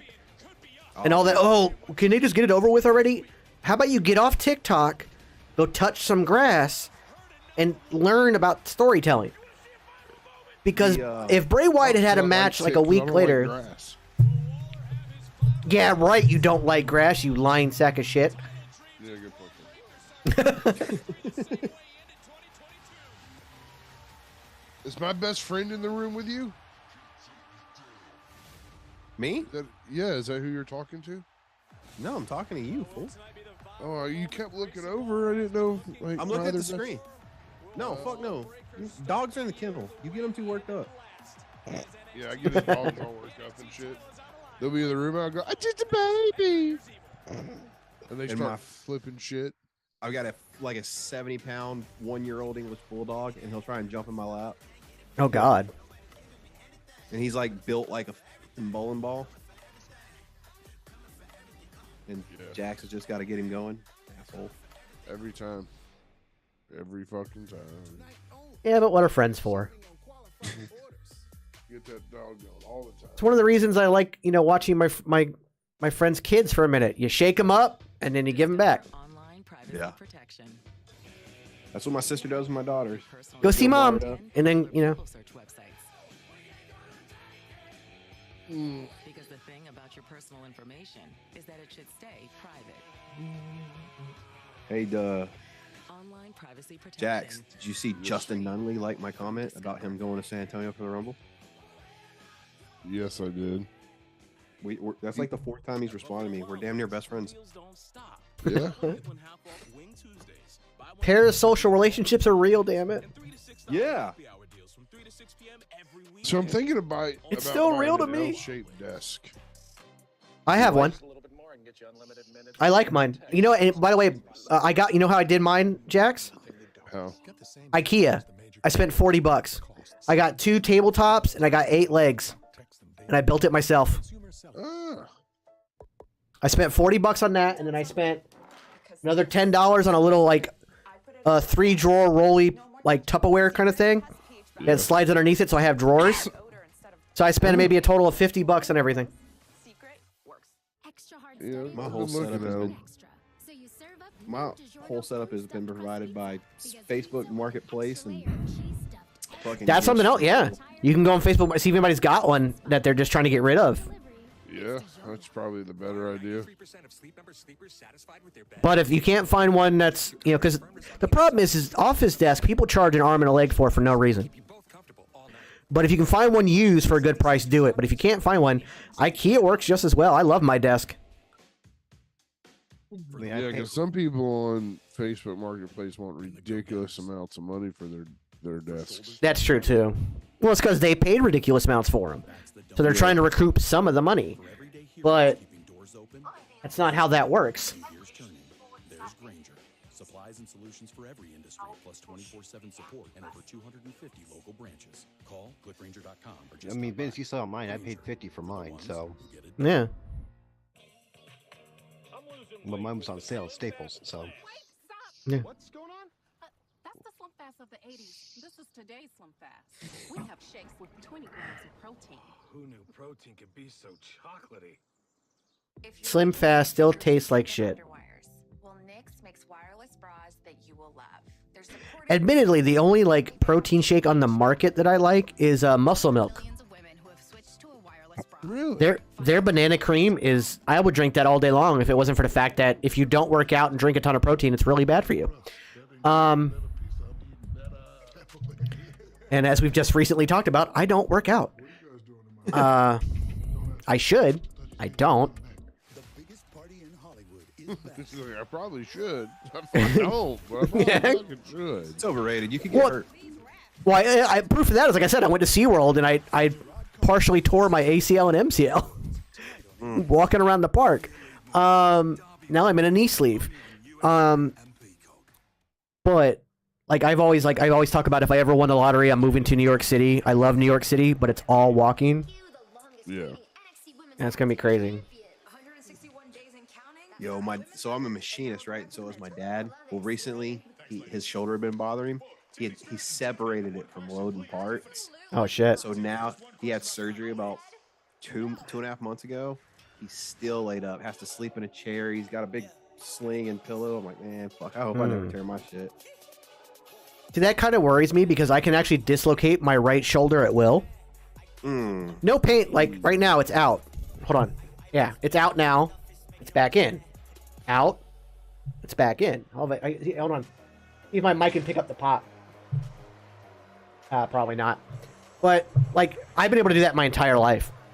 My concern though is that one day I'm gonna tear something and not even know it. That would be a fucking concern. Wait a minute. They're doing the Battle Royal last? Yeah. Really? Chelsea Green? Maybe. No way. Maybe. He might be onto something. I know she's been in the news today before the Stephanie stuff. But that over Chelsea, no offense to Chelsea Green, but you can guarantee if this isn't the main event, we know Braun Breaker's winning. Yeah, for sure. Yeah, oh yeah. Plus, we really might get a Grayson Waller Booker T feud, which would get Booker off the announce desk. Yeah, he unfortunately signed a long-term contract after he was only supposed to be on there a couple months, and somebody had the bright idea to sign him to a long-term contract. That person needs to get slapped in the dick. It was probably Shawn Michaels. Well, line up, sir.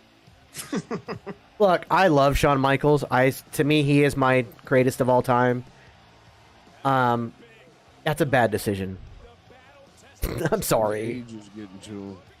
I mean, ask Jax about our conversation with Stevie Ray. It was rough. It was a good one. What part of it? Because he said sucker, and I kind of like fell out. It's Stevie Ray. Like suckers got to know. And this sucker went, well, these suckers nowadays. And I went, well, he said suckers. He said suckers nowadays. I'm like marked out. Get over it. I love you though. But have we heard any news on Tommaso Ciampa and his return? Nah, he's still No, he's still in recovery right now. Yeah, still apparently a major recovery.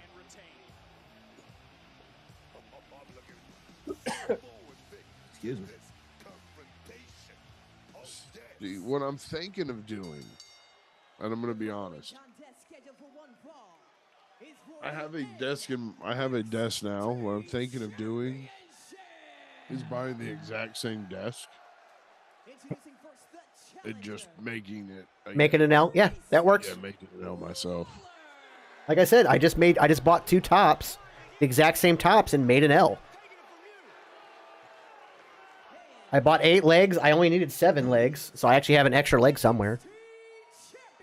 Oh, it's in my storage ottoman.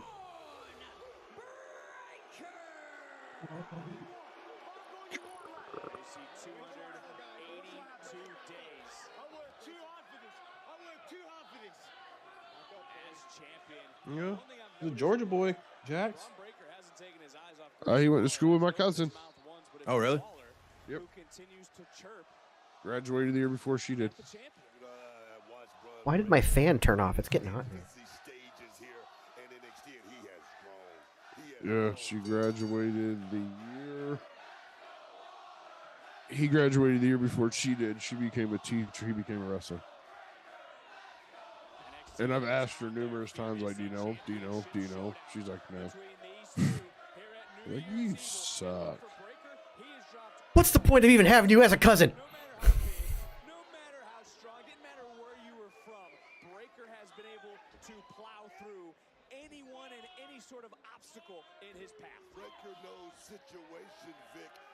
Yeah, I've tried really hard to get us, like, as the Panda Wrestling Company, tried to get us, like, WWE press access of some kind. It is one of the hardest things to do. We send an email every day. That is Panda's job since his ass is sitting at home, sitting off the channel right now. I told him, your job every day is to send that damn email to that guy that it tells you to. And I text him every day. Well, like I said, I even have I have somebody on the inside. I have somebody, like, I've talked. That's the one other thing I've asked about, and it's just like he's just like, it's not really possible. They have such a moratorium on people backstage and people at events covering them. Like, even like Dave Meltzer and Brian Alvarez and Sean Ross Sapp and these quote unquote big names in the dirt sheets, they have to buy tickets to shows. Dave Meltzer gets to walk backstage with, like, he knows people, so, like, he'll get to go, but he has to buy a ticket to go. Good. Like, good. Like, so it's just not at all easy. Oh, you can bet it's a lot easier, and this isn't a jab at AEW, but you damn well bet it's easier to get one for AEW than it is Oh, for for WWE. sure, for sure. He gives away tickets. Yeah. Speaking of, there's going to be a couple wrestlers at the Pensacon that I'm going to. I'm kind of hoping to get some exclusive interviews. Like, I know Anna Jay is going to be there. Ooh. Hold on, I'm going to pull it up now. Jay. I'm going to pull it up now. You some Anna Jay. I love her. And you know what? Her boyfriend is actually I love Jungle Boy. He's a good dude. Ooh, Casper Van Dien just got added. Oh, and so did Grace Van Dien. Nice. Grace Van Dien is actually a great streamer too, but she was awesome in Stranger Things. Let's see here. Oh, they're doing a Scream panel too. So Jamie Kennedy, Rose McGowan, and Skeet Ulrich are going to be there.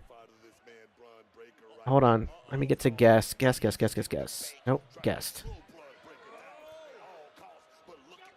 Let's see here. Anna Jay will be there. I said that one. Why do they not have these in any kind of order? Danhausen will be there. Nice. Nice. Now, Danhausen is actually kind of a tough interview. Just because he never leaves character, so like trying to book that thing is always hard, but let's see, anybody else? Oh, the Honky Tonk Man will be there. Oh, Jamie Hayter is going to be there. Really? Nice. That's one I got to get. Jungle Boy will be there. I know I can talk to him. I've already talked to him before. Kevin Nash will be there. Nice. Kevin Nash is a good interview. Is he? Oh, yeah, he is. He's great.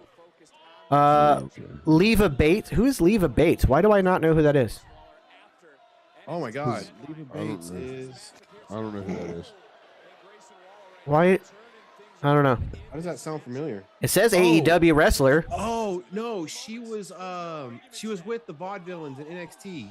Oh, okay. I can't remember her name. I don't know who she is now in AEW. Oh, Mickey James will be there. Sweet. One Man Gang's gonna be there. Yo, they just snapped the fucking middle rope. Oh, nice. One Man Gang would be a good interview. I've seen his interviews. Those are always good. See who else is gonna be there. Ooh, Ted DiBiase. Love me some $1 Million Man. Son of a bitch. The man that brought us Virgil. He introduced us to the Ringmaster, who became Stone Cold Steve Austin. Not Ringmaster. Ted DiBiase, the guy that introduced me to racism. Yeah. Okay. He did. Don't self-bed down there laughing because I tell the truth. What he All right, so there's plenty of wrestlers that are going to be there. I'm going to have to try and get us. I'm already got press access, so I'm trying to see what interviews I'm going to get now. Hopefully, I get some of them. If I want, there's WrestleCon pop-up or whatever coming to San Antonio for the Rumble. Is there a way for me to get a hold of them to get press? Give me a second, I can find out for you. Especially since we're on commercial break. Everybody, watch the footage for me. It's WrestleCon pop-up, right?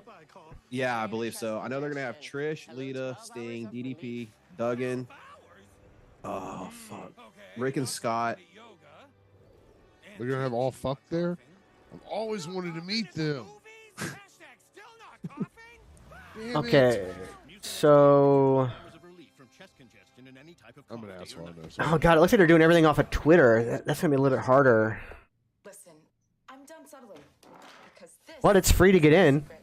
Mm-hmm. But they're gonna have Sting, Lita, Trish Stratus, Diamond Dallas Page, Sean Waltman, Hacksaw Jim Duggan, the Steiner Brothers, Lawler, Matt Hardy, Arn Anderson, Lex Luger, and Ron Simmons.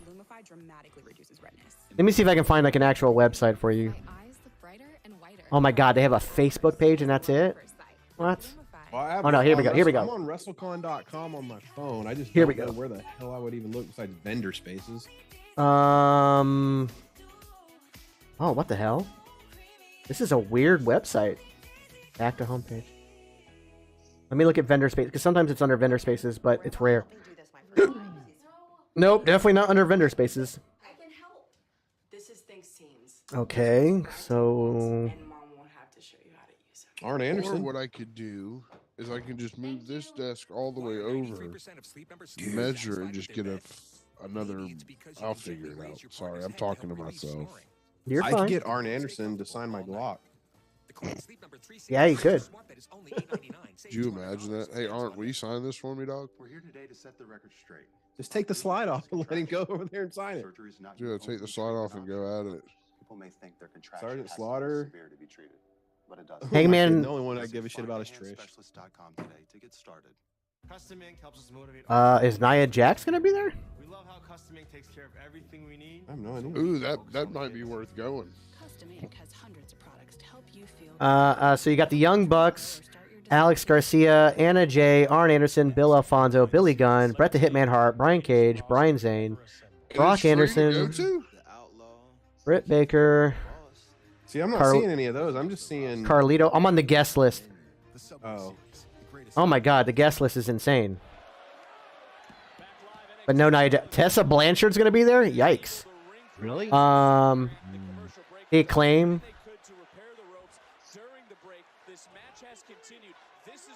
The Tonga Kid's gonna be there. Yeah. I'm not seeing a press list. You may have to contact him via Facebook or Twitter. Ooh, second rope broke, and they had to fix it during commercial break. Yep. So they fought outside. All right. I did do some research on the River City WrestleCon. Uh huh. The press access is pay press. It's pay. Yeah. Oh, fuck that.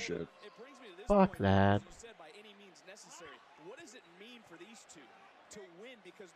Oh, those guests. Okay, those guests are the LA guests, not the guests they have listed on their website. It's not the San Antonio guests, it's their LA guests. Yeah, you're about to get the bushwhackers, bitches.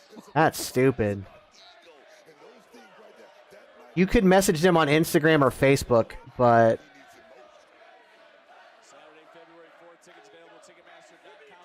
exactly what I'm doing right now. yeah. But here's the thing: they may not even have press access because it's a pop-up and it's free. And so here's the only people that are going to be there. It's all the people I listed earlier: Sting, Trish Stratus, Lita, Shawn Waltman, Diamond Dallas Page, etc., etc. So all those other people we thought were going to be, they're not going to be there. But you could just see if there's going to be time for interviews. It doesn't hurt to ask. But it being a pop-up, don't expect to get access. But it's better to ask and be told no than to assume no and miss out on a yes. Exactly. And that being said, if you already breached the subject now, getting the LA access might be easier. So if we can get anybody out to LA for the show, for WrestleCon. I would listen. The only way you were going to get me out to LA is already passed. I'm not going to WrestleMania in LA, and I don't even know if I want to go to that arena after what Pat McAfee had to say about it. Oh no, SoFi, a $6 billion stadium, and it was still raining inside. Yeah, it was raining last night. Canopy, and it was raining inside. Yeah, it was great. Pat McAfee ragged the shit out of that stadium. Yeah. One of the things I love about Pat, he's like, look, here's the truth. Here it is right here. Yeah. By the way, I watched his show before Game Day, like his actual show. One of the people they talked to about a possible studio location was WWE. He is still talking daily to WWE. Oh yeah. He just got that whole new studio thing. Oh, the Thunderdome. It's a nice studio. Tommy, if Braun Breaker loses this match, and how you doing, Tommy?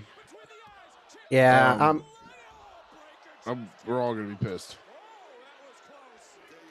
Tommy was on our show today too. Did y'all happen to tune in and watch the video of Tommy busting his ass? Oh my god, dude, that shit was fucking hilarious. I kind of wish I wasn't in my car when you guys went live. Dude, he felt like the bass line of an EDM song. Did you share your screen on Zoom? You can, yeah. You have the video and you want to play it, go ahead. This one.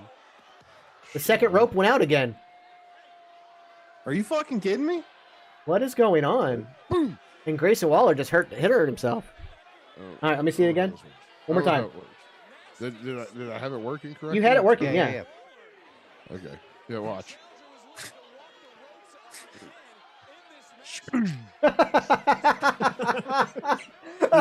just sits there.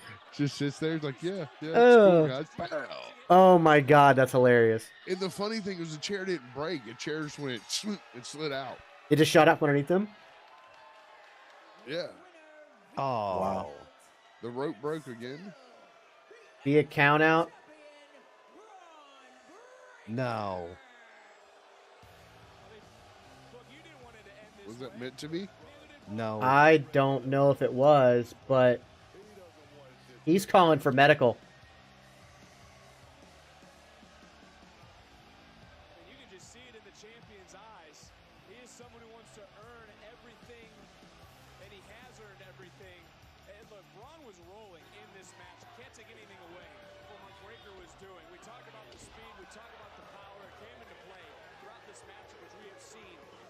Break So- it. Sorry, I was No, pulling up go the show Tommy it. video. But how's this going to affect the Rumble? I don't know. What is going on? That's twice it broke, and 2 different corners. Right there, watch. I don't know. It felt like he fell out on purpose, but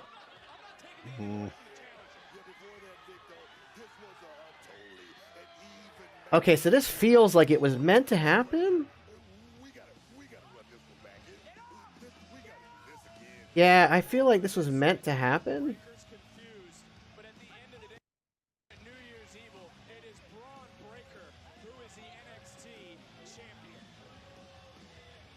And the crew just starts putting it back together like nothing happened. Are they maybe going to run it back at Vengeance Day? Loosen the crowd. Maybe they'll run it back at Vengeance Day. It's a build you can now build for a little bit longer, at least for a month. Rick Partaki, thank you. Hello to fellow Nords. Yes, bunch of bearded dudes. Wait, are you serious? It's a requirement to get on here. Yeah. Honestly, anyone but Cora, I'd be okay You have with to have winning. some kind of stubble. All jokes aside, this I could just walk up to Scott Steiner and be like, "Sir, can you tell people the math of how they can subscribe to the PWC?" You got a 37 to 33% chance. I could see Indy winning. Zoe's won a battle royal before. Alba Fire seems to be back on track. Any concern about JC or Gigi after they swore revenge on you? I mean, yeah, they're definitely threats. They've dominated this tag team division for almost 2 years. I gotta see what other conventions are coming up, especially ones that have wrestlers in it, and we can get some stuff. New York Comic Con's always a great one for that. I got when AEW first was getting ready to debut on TNT. I got to interview like Jericho and Hangman and Randy Rose and Nyla Rose and Jungle Boy and John Moxley and a whole bunch. Just, but that's also one of the things that got me like really concerned about AEW right from the get-go, because Jericho was very adamant that they didn't have a booker. And I was like, what? Watch how excited Tommy gets knowing Hank's about to wrestle next. Tommy, how do you feel about Hank? If you're still in the chat, I want to know how you feel about Hank.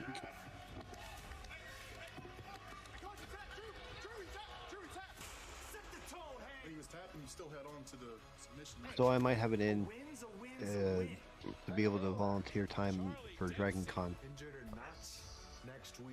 Oh, Dragon Con's a good one. That's one that Xavier Woods goes to every year. Yep. So Is that the one where the New Day played the Elite? Yeah. In Tekken. Was that Dragon Con, or was that one? Was that Oh no, that was one of the video game cons. Yeah, that was a G4s. Yeah, it was dang it. It was one of those big like gaming expo ones. I think it was actually not even in the country. I think it might have been in Japan.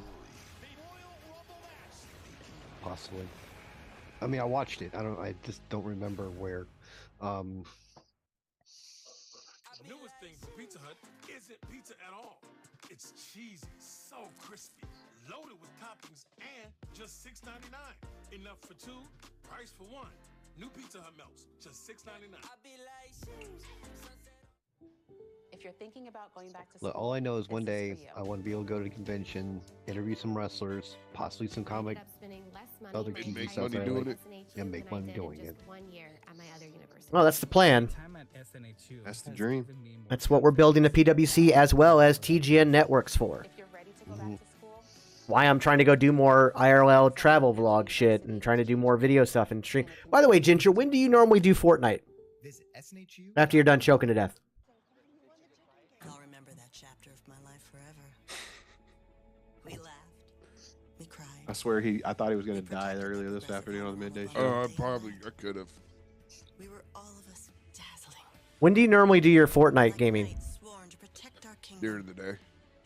Let me know next Wednesdays, and Fridays. Monday, Wednesday, Fridays. All right. So tomorrow, what time do you think you're going to do it? Noon to 3. I'll jump on with you. We'll do some duos and some shit. Okay. Yeah, I'll let you know when I go. And I'll stream on my channel. I'm gonna let you know now I suck ass, but I'm not good at it. Listen, they say this fucking Flex Seal super glue shit can hold up all those bricks. I'm calling suck my nut. I don't know about that. Save the next But one I do for know that next week. I do know that Flex Seal does work very well. I don't know if it works that well, but it does work very well. Yeah. I've used Flex Seal a lot around the house. The Actually, tape works. The Flex Seal tape doesn't work. the tape and that spray that it's like spray paint, but it comes out like that stuff. That stuff I live by. Yeah, that spray's like almost like spray tar. Exactly. I used it actually as tar. I used the black one as tar on my shed. Yeah. There was a hole in my roof, and so I patched it with that shit, and it worked well. This thing's like 2,000 pounds. You want to hold it? Yes, I do. Well, you can't, because it'll whip your arm. That's somewhere we see if we can get it sponsored. How are you gonna play your game? I'm sorry, it's just really, really fast. But if I Flex just Seal. split your house in half with my Warhammer, it still works out here. I've been knocking on Black Rifle Coffee's door for like fucking 2.5 months. Oh, I actually got a starting. I think it's going to be starting Thursday. I've actually got a new sponsor, HelloFresh. No shit. Yeah, HelloFresh will be one. I'll give the code out to everybody. All you got to do is buy your first month box at the discounted rate. After that, if you don't like it, you can stop. But you'll probably not. I love HelloFresh. And now with the discount code, it actually makes it worth buying. But I'll get all the information out on Thursday. That's awesome, man. Congratulations. Yeah, that's a good one. It's a good time. I get a lot of like Raid Shadow Legends wanting to do sponsor streams. I've done that. I've done that before. I'm good. That's why I'm pumping out like a bunch of on my day channel. I'm pumping out a bunch of Fortnite content because I want to qualify for one of the Fortnite sponsor streams. Yeah. And eventually end up with a creator code. Another one that I recently got, I missed it unfortunately. The email went to my spam folder for some reason. But Genshin Impact was reaching out to me. So maybe I can get that one again. Genshin Impact, they sponsor a lot of big time streamers, so. People are starting to worry about him. Ric Flair, are you kidding me? My dad has to slow down. How in the hell is he doing? I just need to get my setup fixed so I can actually start streaming stuff on my own channel. Yeah. I am so technology and it's like once it's set up to do what it needs to do, yeah, we're good, we're golden and stuff like that. But getting it to that point, Yeah, see, I'm the same way. I've been trying to learn Streamlabs, and I'm just like, I can't, dude. There was Streamlabs isn't that difficult to use if you just find a good overlay. Now, what helps me with that though is having a stream deck, so that it's all push button instead of trying to use your mouse to do it, because then it feels so janky doing it that way. With my stream deck, it feels so good, and it's just like, okay, now this makes sense. But yeah, I'm currently using the mouse and the change scenes right now, and it's a little weird. Yeah. But I've been told by 2 people very close to me for my birthday I'll have a stream deck. Nice. Yeah, I got our producer Coop. He's my brother-in-law. That's what I got him for Christmas is a stream deck, and he fucking loves it. Yeah. Yeah. What I need to do is I know there's a way to turn part of your stream deck into a soundboard. I just haven't looked into that yet. I need to do that because I want a soundboard so bad. Coop knows how to do all that stuff now. Coop's he's a got fast setup. learner. It's a separate setup. So like he's got one Hank, see? setup that's Tommy for loves Hank. StreamYard. Tommy He's is got Hank's another one biggest for fan. EV Mux because come here probably at the end of the month, me and him are probably just going to split a yearly of EV Mux because I'm starting to like that and all the things you can do with that over StreamYard. Yeah. I've never heard of that one. It's cool. It's got like you have what's going on screen, and then like next to it you have what's coming up. So when that one's done, you can move them. It's a very fancy. It's not as cool as Streamlabs, but it's a way fancier StreamYard. Streamlab, they have a great studio mode which allows for that same exact thing. I don't use it as enough as I should, but yeah, I like. I don't know. Jason disappeared for a second. Now we've all got moved around. Yeah, that was weird. That was weird. I didn't touch anything. But like, so like right now, like what you see on Streamlabs or on StreamYard, you'll see on the PWC, I have my Streamlabs as a virtual camera, so you see my entire layout, including, so I'm now running on 2 Twitch and YouTube and Facebook, because I'm running through both Streamlab and StreamYard. So I'm running on the PWC Twitch as well as my Twitch, the Geeks and Noobs. Streamlabs for solo stuff. Yeah, exactly. And that's what I do with mine. So I've got so when I play games, I have Super Beard Plays Poorly. I have that overlay. Wrestling with Toxicity has this overlay. The Geeks and Noobs has its own overlay. It's all in my Stream Deck, and it's all through Streamlabs. But Canva and Streamlabs overlay are my two best friends. Yeah.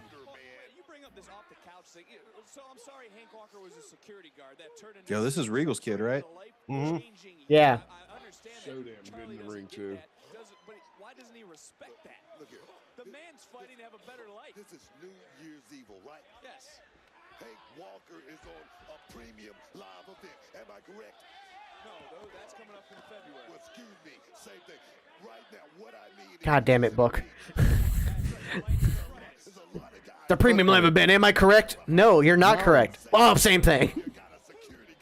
Oh, after NXT, I have a story I need to tell y'all. And if I'm all Tommy's still for in it. the chat, Tommy has to hang out for this story. All right, Tommy, you hear that? You can't go anywhere after the show.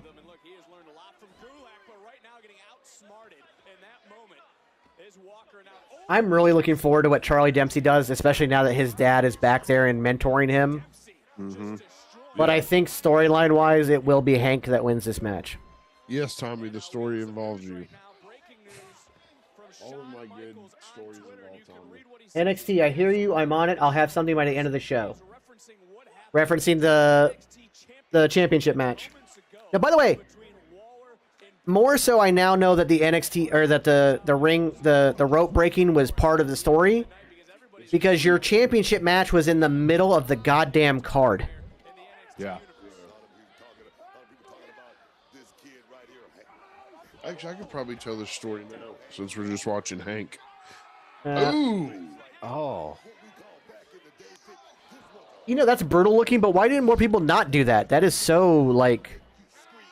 That's actually a really just smart move. Oh, here he goes. Stretch him.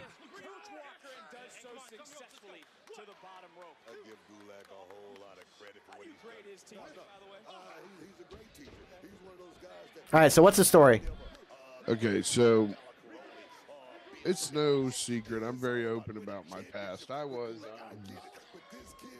I dabbled in the devil's dandruff. Yes. Oh, no, I'm telling the story now. I dabbled in the devil's lettuce, or the devil's dandruff.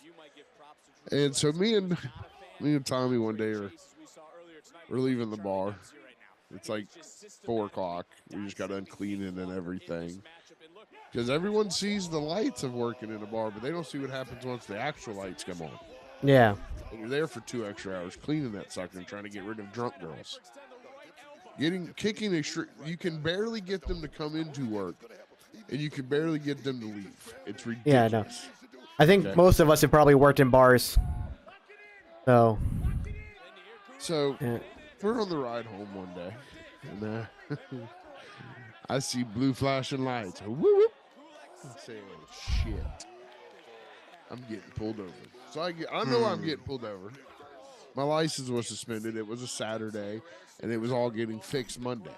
And that's what I was going to tell the cop when I mean, I'm not going to lie to the cop. Yeah. So the cop comes to my door. He goes, "You know why I pulled you over?" I went, "Yes, sir. My license is suspended. Here's all the paperwork. I just have to wait for Monday for it to be finalized." He goes, "Where do you live?" I was like, 2 blocks that way. I'm going home. He goes, "All right, hold on 1 second." Runs back, checks everything to make sure I don't have any warrants or anything. Sends me on my way. As we pull out of this parking lot, I look over at my buddy Tommy, who is I Am Thorny, and I say, "Hey, man, can I have my drugs back?" He went, "What?" I was like, "Yeah, can I have my drugs back?" He went, "What are you talking about?" I was like, "They're in your pocket." I reached in his pocket. I grabbed my drugs. I put them back in my pocket. as we're pulled over, before we get pulled over, I simply just slip my stuff out, slip them into Tommy's pocket, and going about getting pulled over. He looks at me, he goes, "Really? What if you'd have got arrested?" I was like, "Wait, Tommy, you were a passenger in a vehicle that we did nothing illegal other than myself. You were fine. I was the one that was in trouble this time." Yeah. No, I put Tommy through the ringer and shit. Fucking Matlock Ginger Ninja over here. Dude, I put Tommy through some shit. I did too. I He fucking out. Chris Angel that shit. Just like, is this your card? I want to say it was about $60, $70 worth in that kid's pocket at the time. Like, they weren't, you wasn't getting in trouble. You were the passenger. If anything, they'd have told you to walk. You'd have probably been pissed. I'd have been pissed too because I'd have gone to jail, but I didn't. I mean, I was very upfront with the cop. I know why I was getting pulled over. I'll see you tonight and next week. Sounds good. I also got Tommy really, really high one night. Shocker. And, yeah, shocker. Well, what is this? Oh. So, this is real quick. Dempsey won that match. Yeah.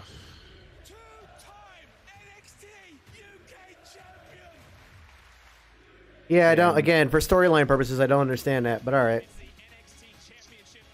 Now, see, I was thinking Gulak was going to jump him after the loss, and then Dempsey was going to save him. Yeah. That would have probably made sense, though. And you know you can't make sense. Next week, the big strong boy returns to NXT, and this time, I'm staying. They could really do the underachiever or the Daniel Bryan gimmick with fucking Tyler Bate. I really think they could. Yeah. And he's so damn young. Shit.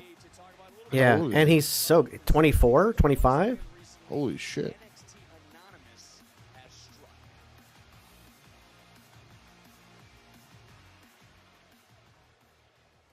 NXT Anonymous. Don't see me.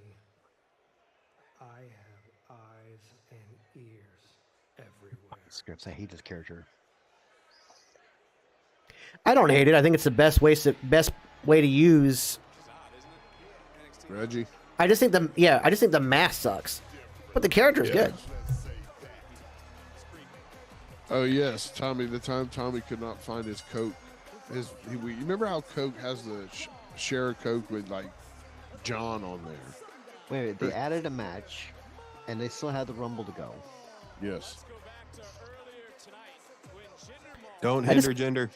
I just got a very interesting email. So, some of y'all may know I used to write for ScreenGeek.net.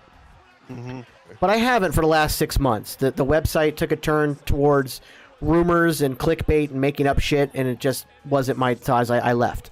Yeah. Right. Now, I just got an email from somebody pitching a story to me for the website about director of satirical movie about Bitcoin creator Nakamoto receives sinister threats.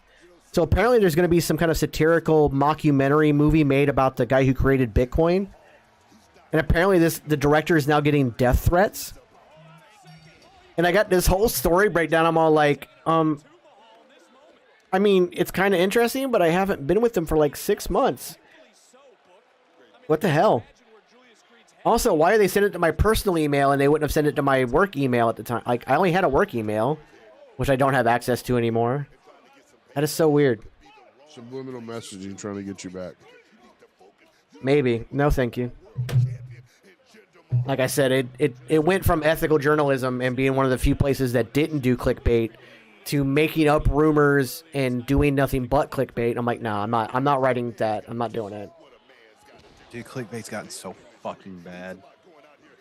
It's disgusting, and it's why I developed both of these podcasts, Wrestling with Toxicity and the Geeks and Noobs podcast. It's because I'm tired of toxic fandoms, this vocal minority leading the charge in the fandoms. And to top that off, it doesn't help when your journalists are all clickbait rumor mills and not legit journalism, and it ruins the fandoms. In fact, this week's episode, self-promote time, this week's episode on the Geeks and Noobs podcast, we will be talking strictly about how social media has ruined fandoms. Mm-hmm. And we're also going to discuss that brand new Ant-Man trailer, because holy fucking shit. Mm-hmm. Yeah, we watched that today. Yeah, that dude, trailer, my God. The fucking toxicity is getting annoying. Like, case in point. Okay, so when that Stephanie news broke, I decided went live. I was cooking in my house, right? An hour later, dude, the gatekeeping had already started. There were creators. You're not there. You're not a part of it. Just sit back and watch. I'm like, okay, so what's the difference in that and shut up and dribble? You can't tell people what to talk about on their own Exactly. posts. Exactly. If people want to talk about the Stephanie McMahon departure and have their own predictions and reactions, fucking let them. It was annoying. Oh, not to self-plug either, but I will be on Extreme Leagues. I just found out Extreme Leagues doing a benefit show on the 20th of January. Oh, nice. They asked me to be a part of it. Nice. Right on. Look at you, that is beautiful, cool. Beautiful man. You have to make sure you send out links so we can all tune in. But yeah, I haven't done a TikTok video in over 3 months now. I haven't done one because it's so toxic on there.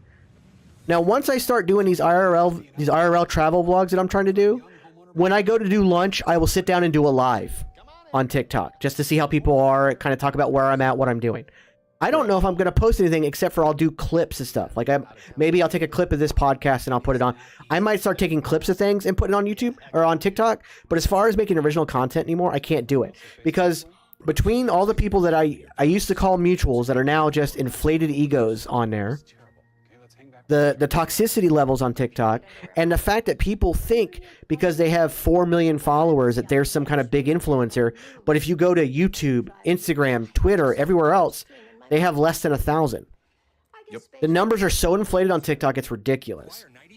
Yep. And it's so toxic there that it's going to go the way of Vine. TikTok will not. I don't think TikTok makes it another 18 months. It wouldn't shock me. That's I why don't. That's why I wanted to hop onto this. I wanted to push that podcasting dream that I've had. You know, I'm using TikTok as a stepping stone. Exactly. And there are people on there who are wrestling TikTok creators that they haven't talked wrestling outside of, oh, I wish y'all would quit talking about this, or it's getting too toxic here. That's all they talk about. And then they'll sit to say, I'm not going to talk about it. And it's just like, dude, where's the fun? Y'all are the ones taking the fun out of it. Yeah. See, I think one of the biggest things, the two things I hate the most is there are people who literally purposely go toxic with their takes and make it their personality, knowing that negative press is going to get them stitches and thus get them followers. Mm-hmm. And that in of itself is disgusting. But then there's others who claim to be genuine Wrestle Talk or Comic Talk influencers or creators. But then they bust out with, give me your hot take, or what's your toxic take, or I don't care what people say about this. I hate that. Like, why are you farming toxicity if you claim to not be that? Exactly.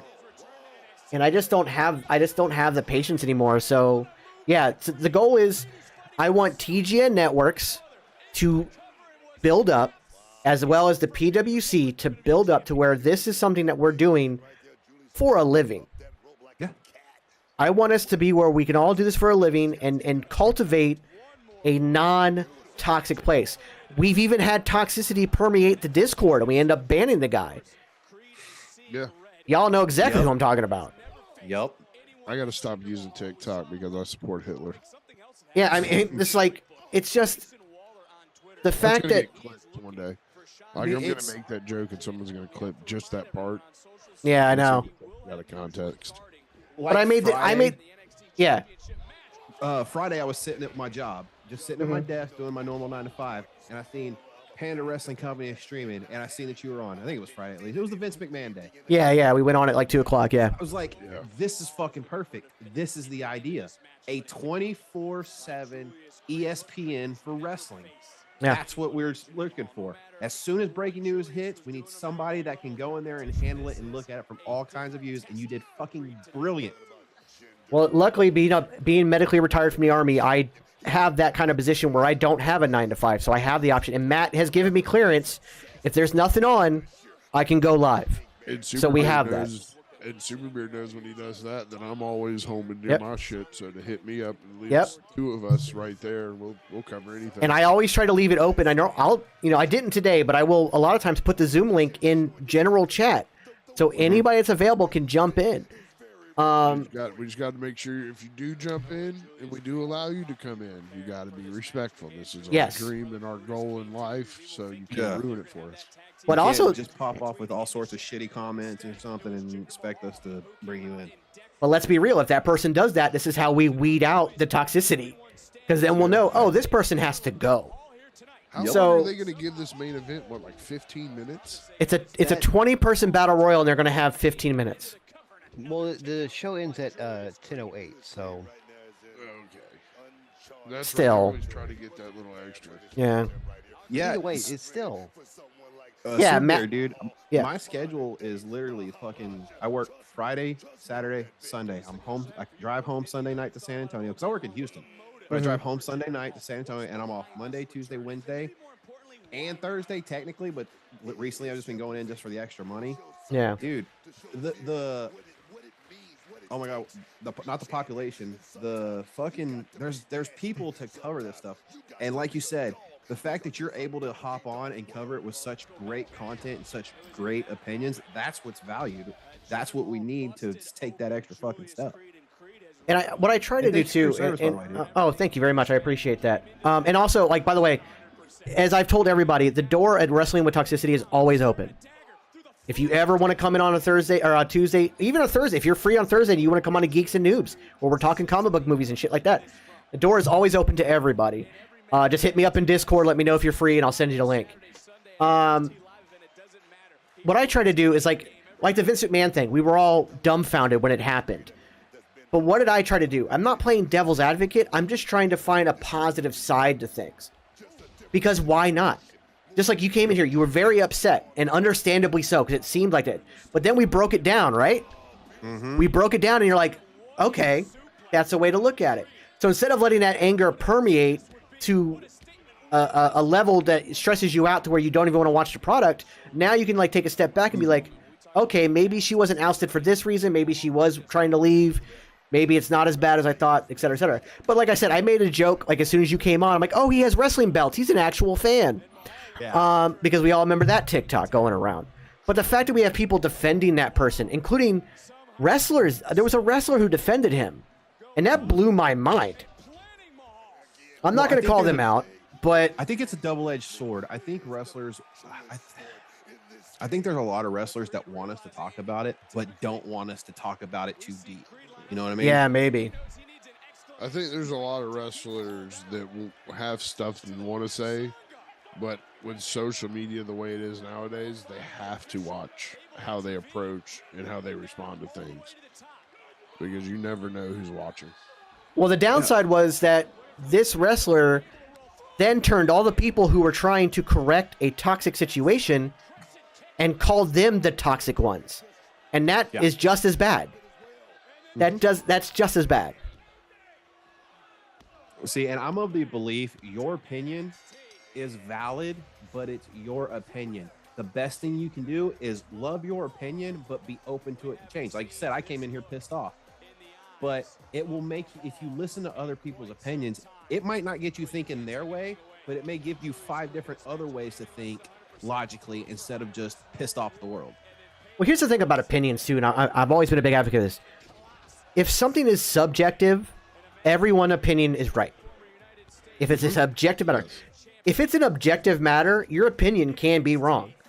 If you go outside and look at a blue sky and go, hey, the sky's red, that's my opinion. Well, you're a fucking idiot.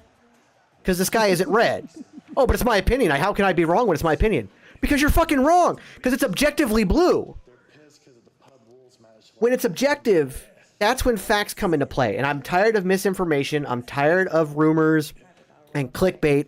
And I try to, in the most positive way possible, eliminate that stuff and debunk that stuff. It has gotten me so much hate. I have a video right now that is still blowing up on TikTok. Again, I haven't posted in over 3 months. I did a video about Jim Carrey and the Illuminati. Somebody was talking about how Jim Carrey's being held back by the Illuminati. They've ended his career and he's been blacklisted by the Illuminati. I'm like, dude, if the Illuminati was real, your video wouldn't exist because you're exposing the Illuminati. But also, Jim Carrey doesn't give a damn about the Illuminati because he wants to retire. He's talked about this stuff, and yet he's still making blockbuster movies.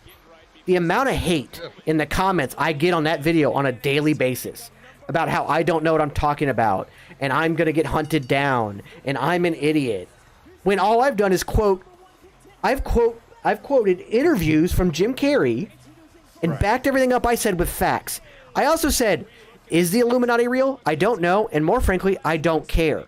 So I didn't actually talk about the Illuminati. Man, yeah. Keep sipping that Kool-Aid, man.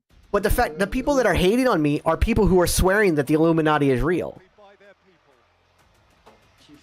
I'm like, what is wrong with you people? Like, what kind of weird do you live in? Like, you all sound like Andrew Tate in the Matrix right now. Shut the fuck up. Really. So it's rare. I must be Neo. I don't know. Which, I mean, granted, I'll take that. I'll take that 7 days to Sunday, but it's just like I get singled out all the time because I'm a white guy that lives in Texas and loves his guns. But you know, I'm pretty much pro gay marriage. No, pretty much you everything. live in Texas? Shut up, bitch. Fucking tell. But like, I get lumped in. Oh, you're an Andrew Tate supporter. Let me say first and foremost, fuck Andrew Tate. Yeah. Fuck all that stuff. Like, I've been called because I wear So I wear all sorts of hats. It used to be teens until I got them custom, right? But one of them I had was the Pittsburgh Pirates. All of a sudden, when that whole shit went down, I was a Proud Boy. Yeah. Yeah. Fuck the Proud Boys. I'm not a circle. I don't do circle jerks. I'm my Exactly. own fucking person. Exactly. I remember, like, Jason can tell you this. We had an episode a few weeks ago where he brought up the dirt sheets, and I went off. I went fucking off. I got heated as shit because the dirt sheets are some of the most toxic bullshit there is. Like I told Jax, the only two you should really pay attention to are Fightful and Wrestling Observer. Even then, take them with a grain of salt, because even then they are purposely fed false information to help discredit them. Yep. That happens all the time. So I try not to get heated because that's what toxic people want. But there's just sometimes you can't help it. But at the end of the day, the Panda Wrestling Company and TGN Networks exist to give an all-inclusive community. It's like all the hate that MCU Phase 4 got, like She-Hulk especially, which that show was so meta. That show was so meta that all the comments that were on that show, they would show social media comments about how She-Hulk stole the Hulk's premise or who wants another female hero, blah, blah. Those were all real posts that came off Instagram and Twitter. They changed the names of the people, but they were real posts the show used. I loved it. I loved every second of that show. And guess what? If you didn't like it, that's fine. As long as you have valid reasons for not liking it. If you didn't like it because, another female lead, blah, blah, blah, shut up. Go touch grass, go get another blow-up doll, and shut up.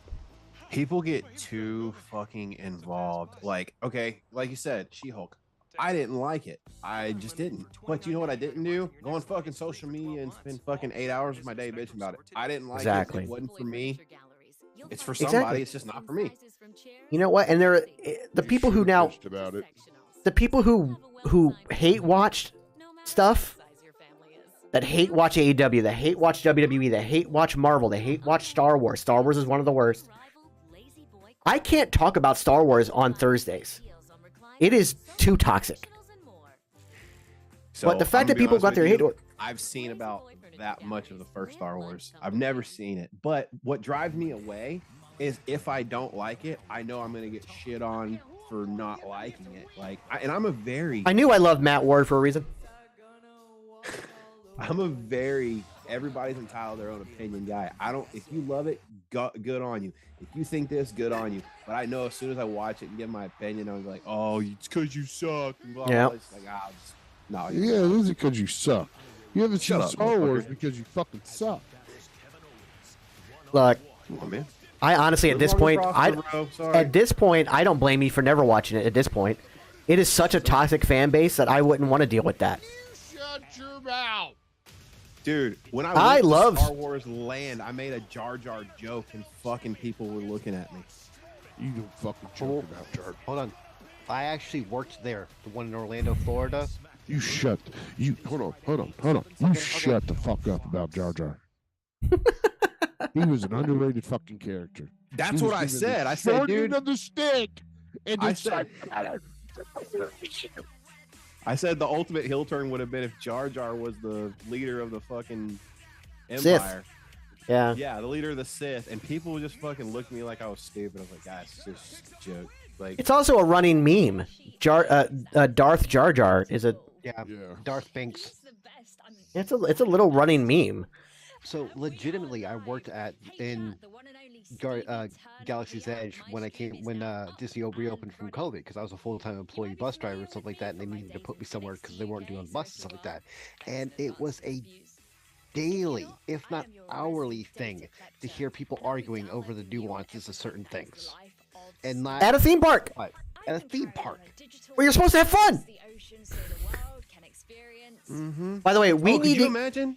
just real quick sidebar.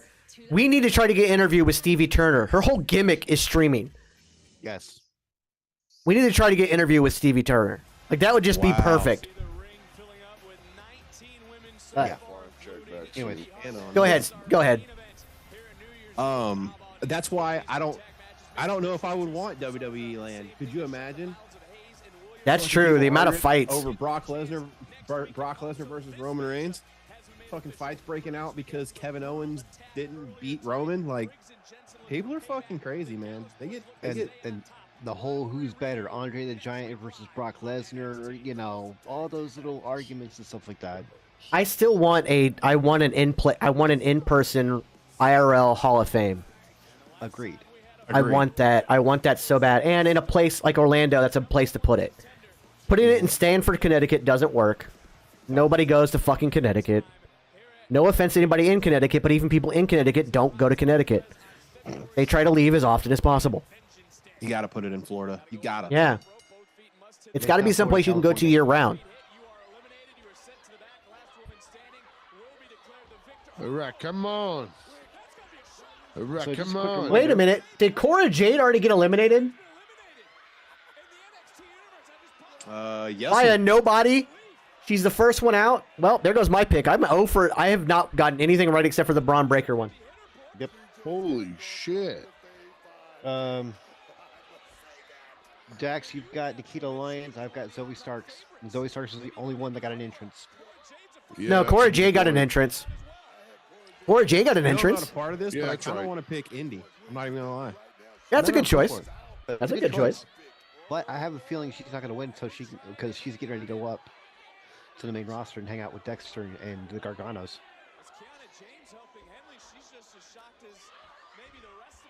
They're trying to eliminate Nikita Lyons. I don't even know the person who eliminated Cora Jade. I don't know their name. It's the person in the green right here that's in the corner right now.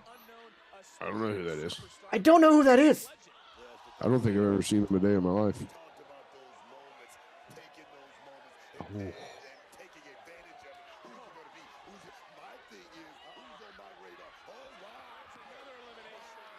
So I thought of a match today. I wanted to see Bianca Belair versus I can't remember her full name. The undefeated women's champion, Jade Cargill. Jade Cargill. I want to see that match. That'd be a good one.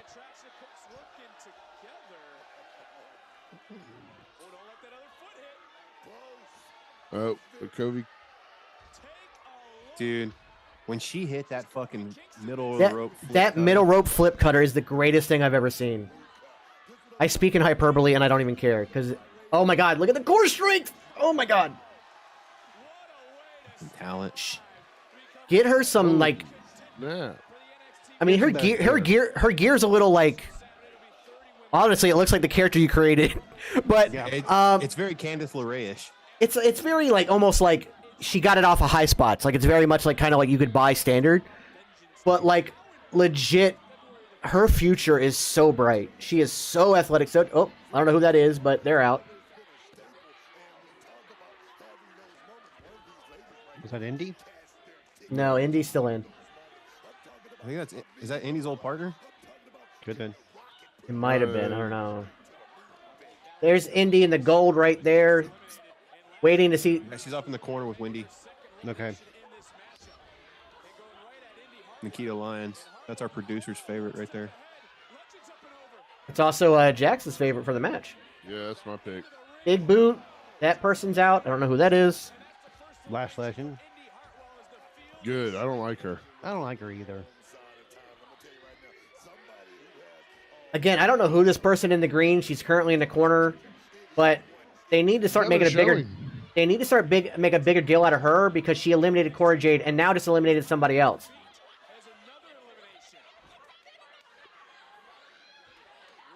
Oh, Zoe Stark's about to gorilla press somebody out.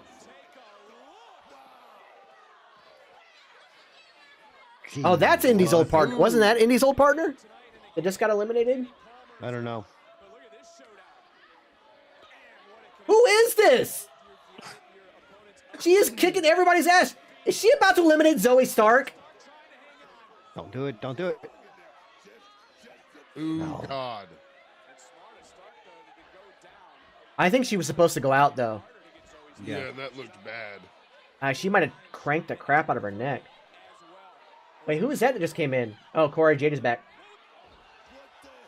And tried to eliminate her and just got eliminated again. Whoever this is... Why haven't they said her name? Who is it? For the love of God! Is that the, Is she at this point, she kind of has to win it. Like, it feels like she's out there eliminating people. She's out there just eliminating Cora Jade multiple times. She reminds me of the NXT UK's female last champion. Filming someone filming themselves stretching in a commercial for collagen. Vital protein. Was it Alba Fire the last one? No, it was some Asian chick. Oh, the she was from Japan, I think. Oh, yeah. Like lemon pepper, mango habanero, and OG hot. So try the new chicken sandwich at Wingstop, where flavor gets its wings. Oh, but speaking back on what we were talking about a minute ago about the how we did the whole when Vince McMahon came back, how we popped up and did the show. That's what me and Selfbet did today. We got bored and we were like, "Hey man, you want to go live? Yeah, let's go live."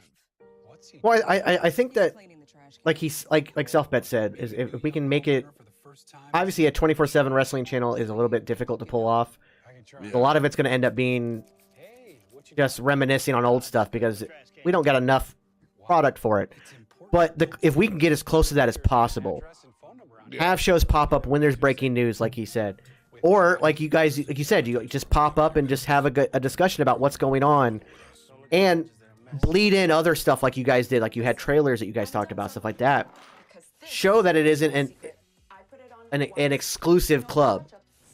We have other fandoms as well. We have other things we like, and everybody's welcome. Which is also why I think that Disney buying them, as much as I think NBC Universal is the best bet, just because there's nothing to move, it's all ready to go. You can put up a Hall of Fame in the theme park, etc., etc., etc. Even if you just put it in City Walk, you put the Hall of Fame in City Walk with like a store and a Hall of Fame. Boom. You have for your YouTube channel with me. Yeah, but yeah, I know, but like. By Disney, I think, opens the door to so many more people becoming casual fans. Which, by the way, can we stop attacking casual fans? Let them be fucking casual fans. No joke, dude. Again, why I'm off TikTok, because between comic talk and wrestle talk, even the casual fans get attacked, and it's disgusting. And then they wonder why we get hated. I'm a casual comic book guy. Do I know the movies? Yeah, I love the fucking movies. Do I know Indy's all out. the backstories of everything? No. Toxic Attraction just took out Indy. Indy's gone. Damn shame. Green outfit's still in. Wasn't she the first person to take that middle rope flipping cutter? I think so.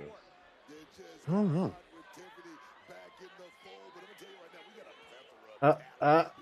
She's about to get eliminated. Do we see the Get flip back in, cutter? get back in, get back in, get back in, get back in. There you go. I don't know who you are, but I want you to win. Yeah, we don't know you. But you've impressed us enough. Now we want you to win. Yeah.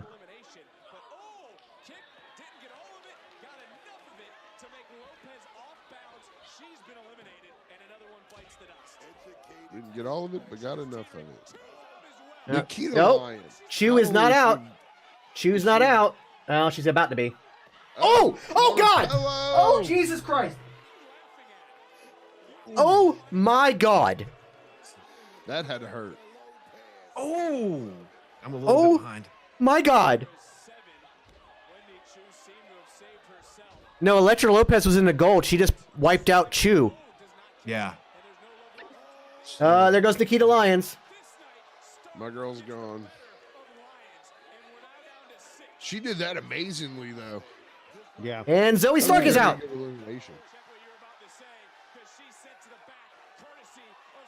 Oh!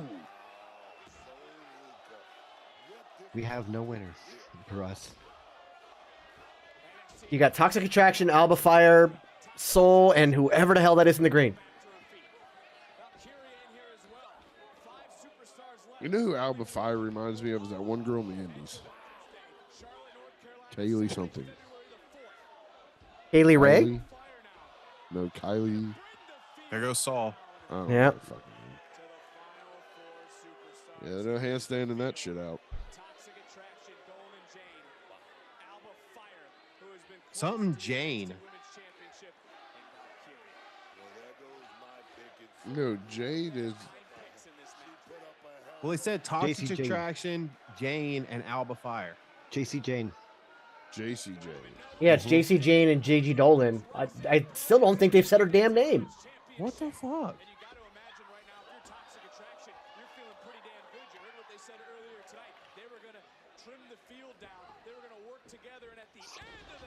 It might be K-I-A-N-A James.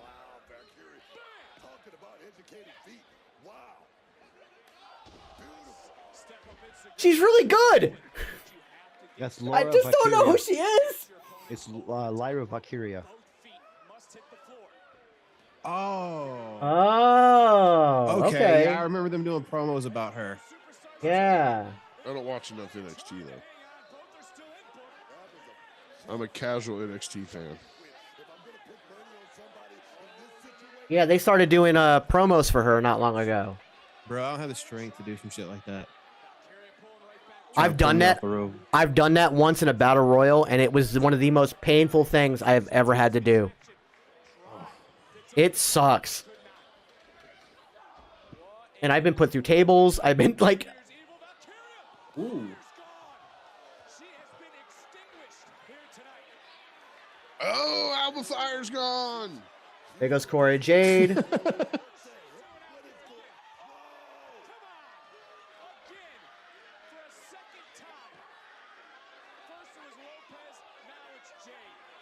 Dude, poor Jade's just become annoying. Yeah. Hey, don't you be talking about Braun Breaker's old lady like that. I give a shit. He ain't gonna do anything from over here. I'll And tell it's him the you carrot. said it. He'll fight you naked. Someone's going to come out and tell All them right. they have to be a winner. Which one? No, one of them's gonna just dump the other one. Mm-mm. Yep, JC's about to dump her.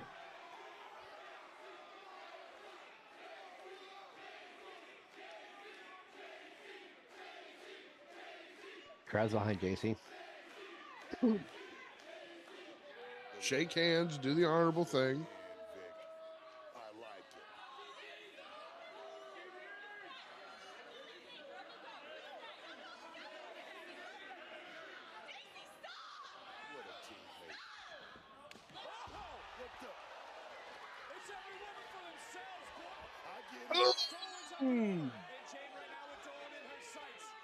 Gigi almost fell out of her top going over that.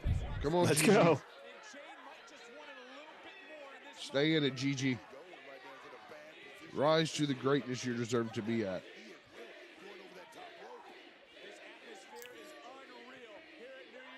Is this Gigi's push? They Now that might- Mandy's gone? Well, that's what I'm saying. It might be because instead of keeping Toxic Attraction together as a team and bringing them up, they may actually want to. They may want to separate them.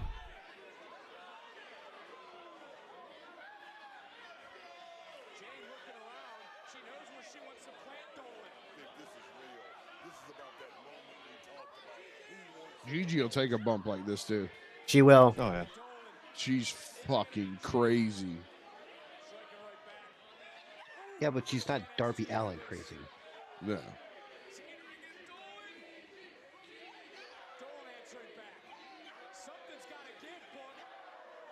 Well, I mean, she did take enough abuse in that relationship. Mm-hmm. You're never gonna let him live that down, are you? Why would I? I mean, he doesn't deserve to live it down. Oh. They both went out at the same time. It's John Cena Batista all over again. They better not do this shit for this year's Rumble. Or was this planned?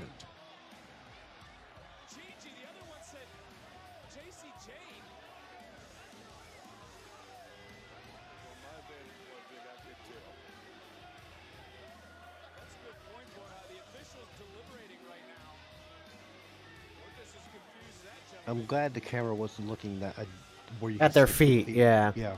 Yeah. I can honestly say, camera work has gotten better.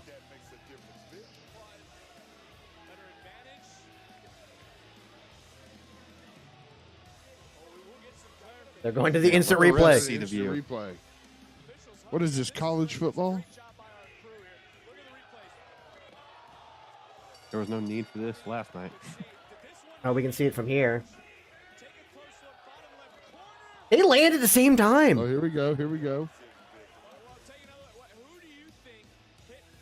Did they land at the same time? They landed at the same time. That's impressive. It's crazy how they can pull that off. That's girls that know each other.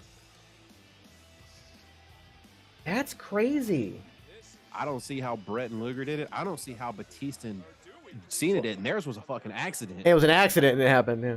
Was this, wait, was this all a plan? Playing all along. Yeah, but yeah, it was planned all along, but still the fact that they were able to pull it off.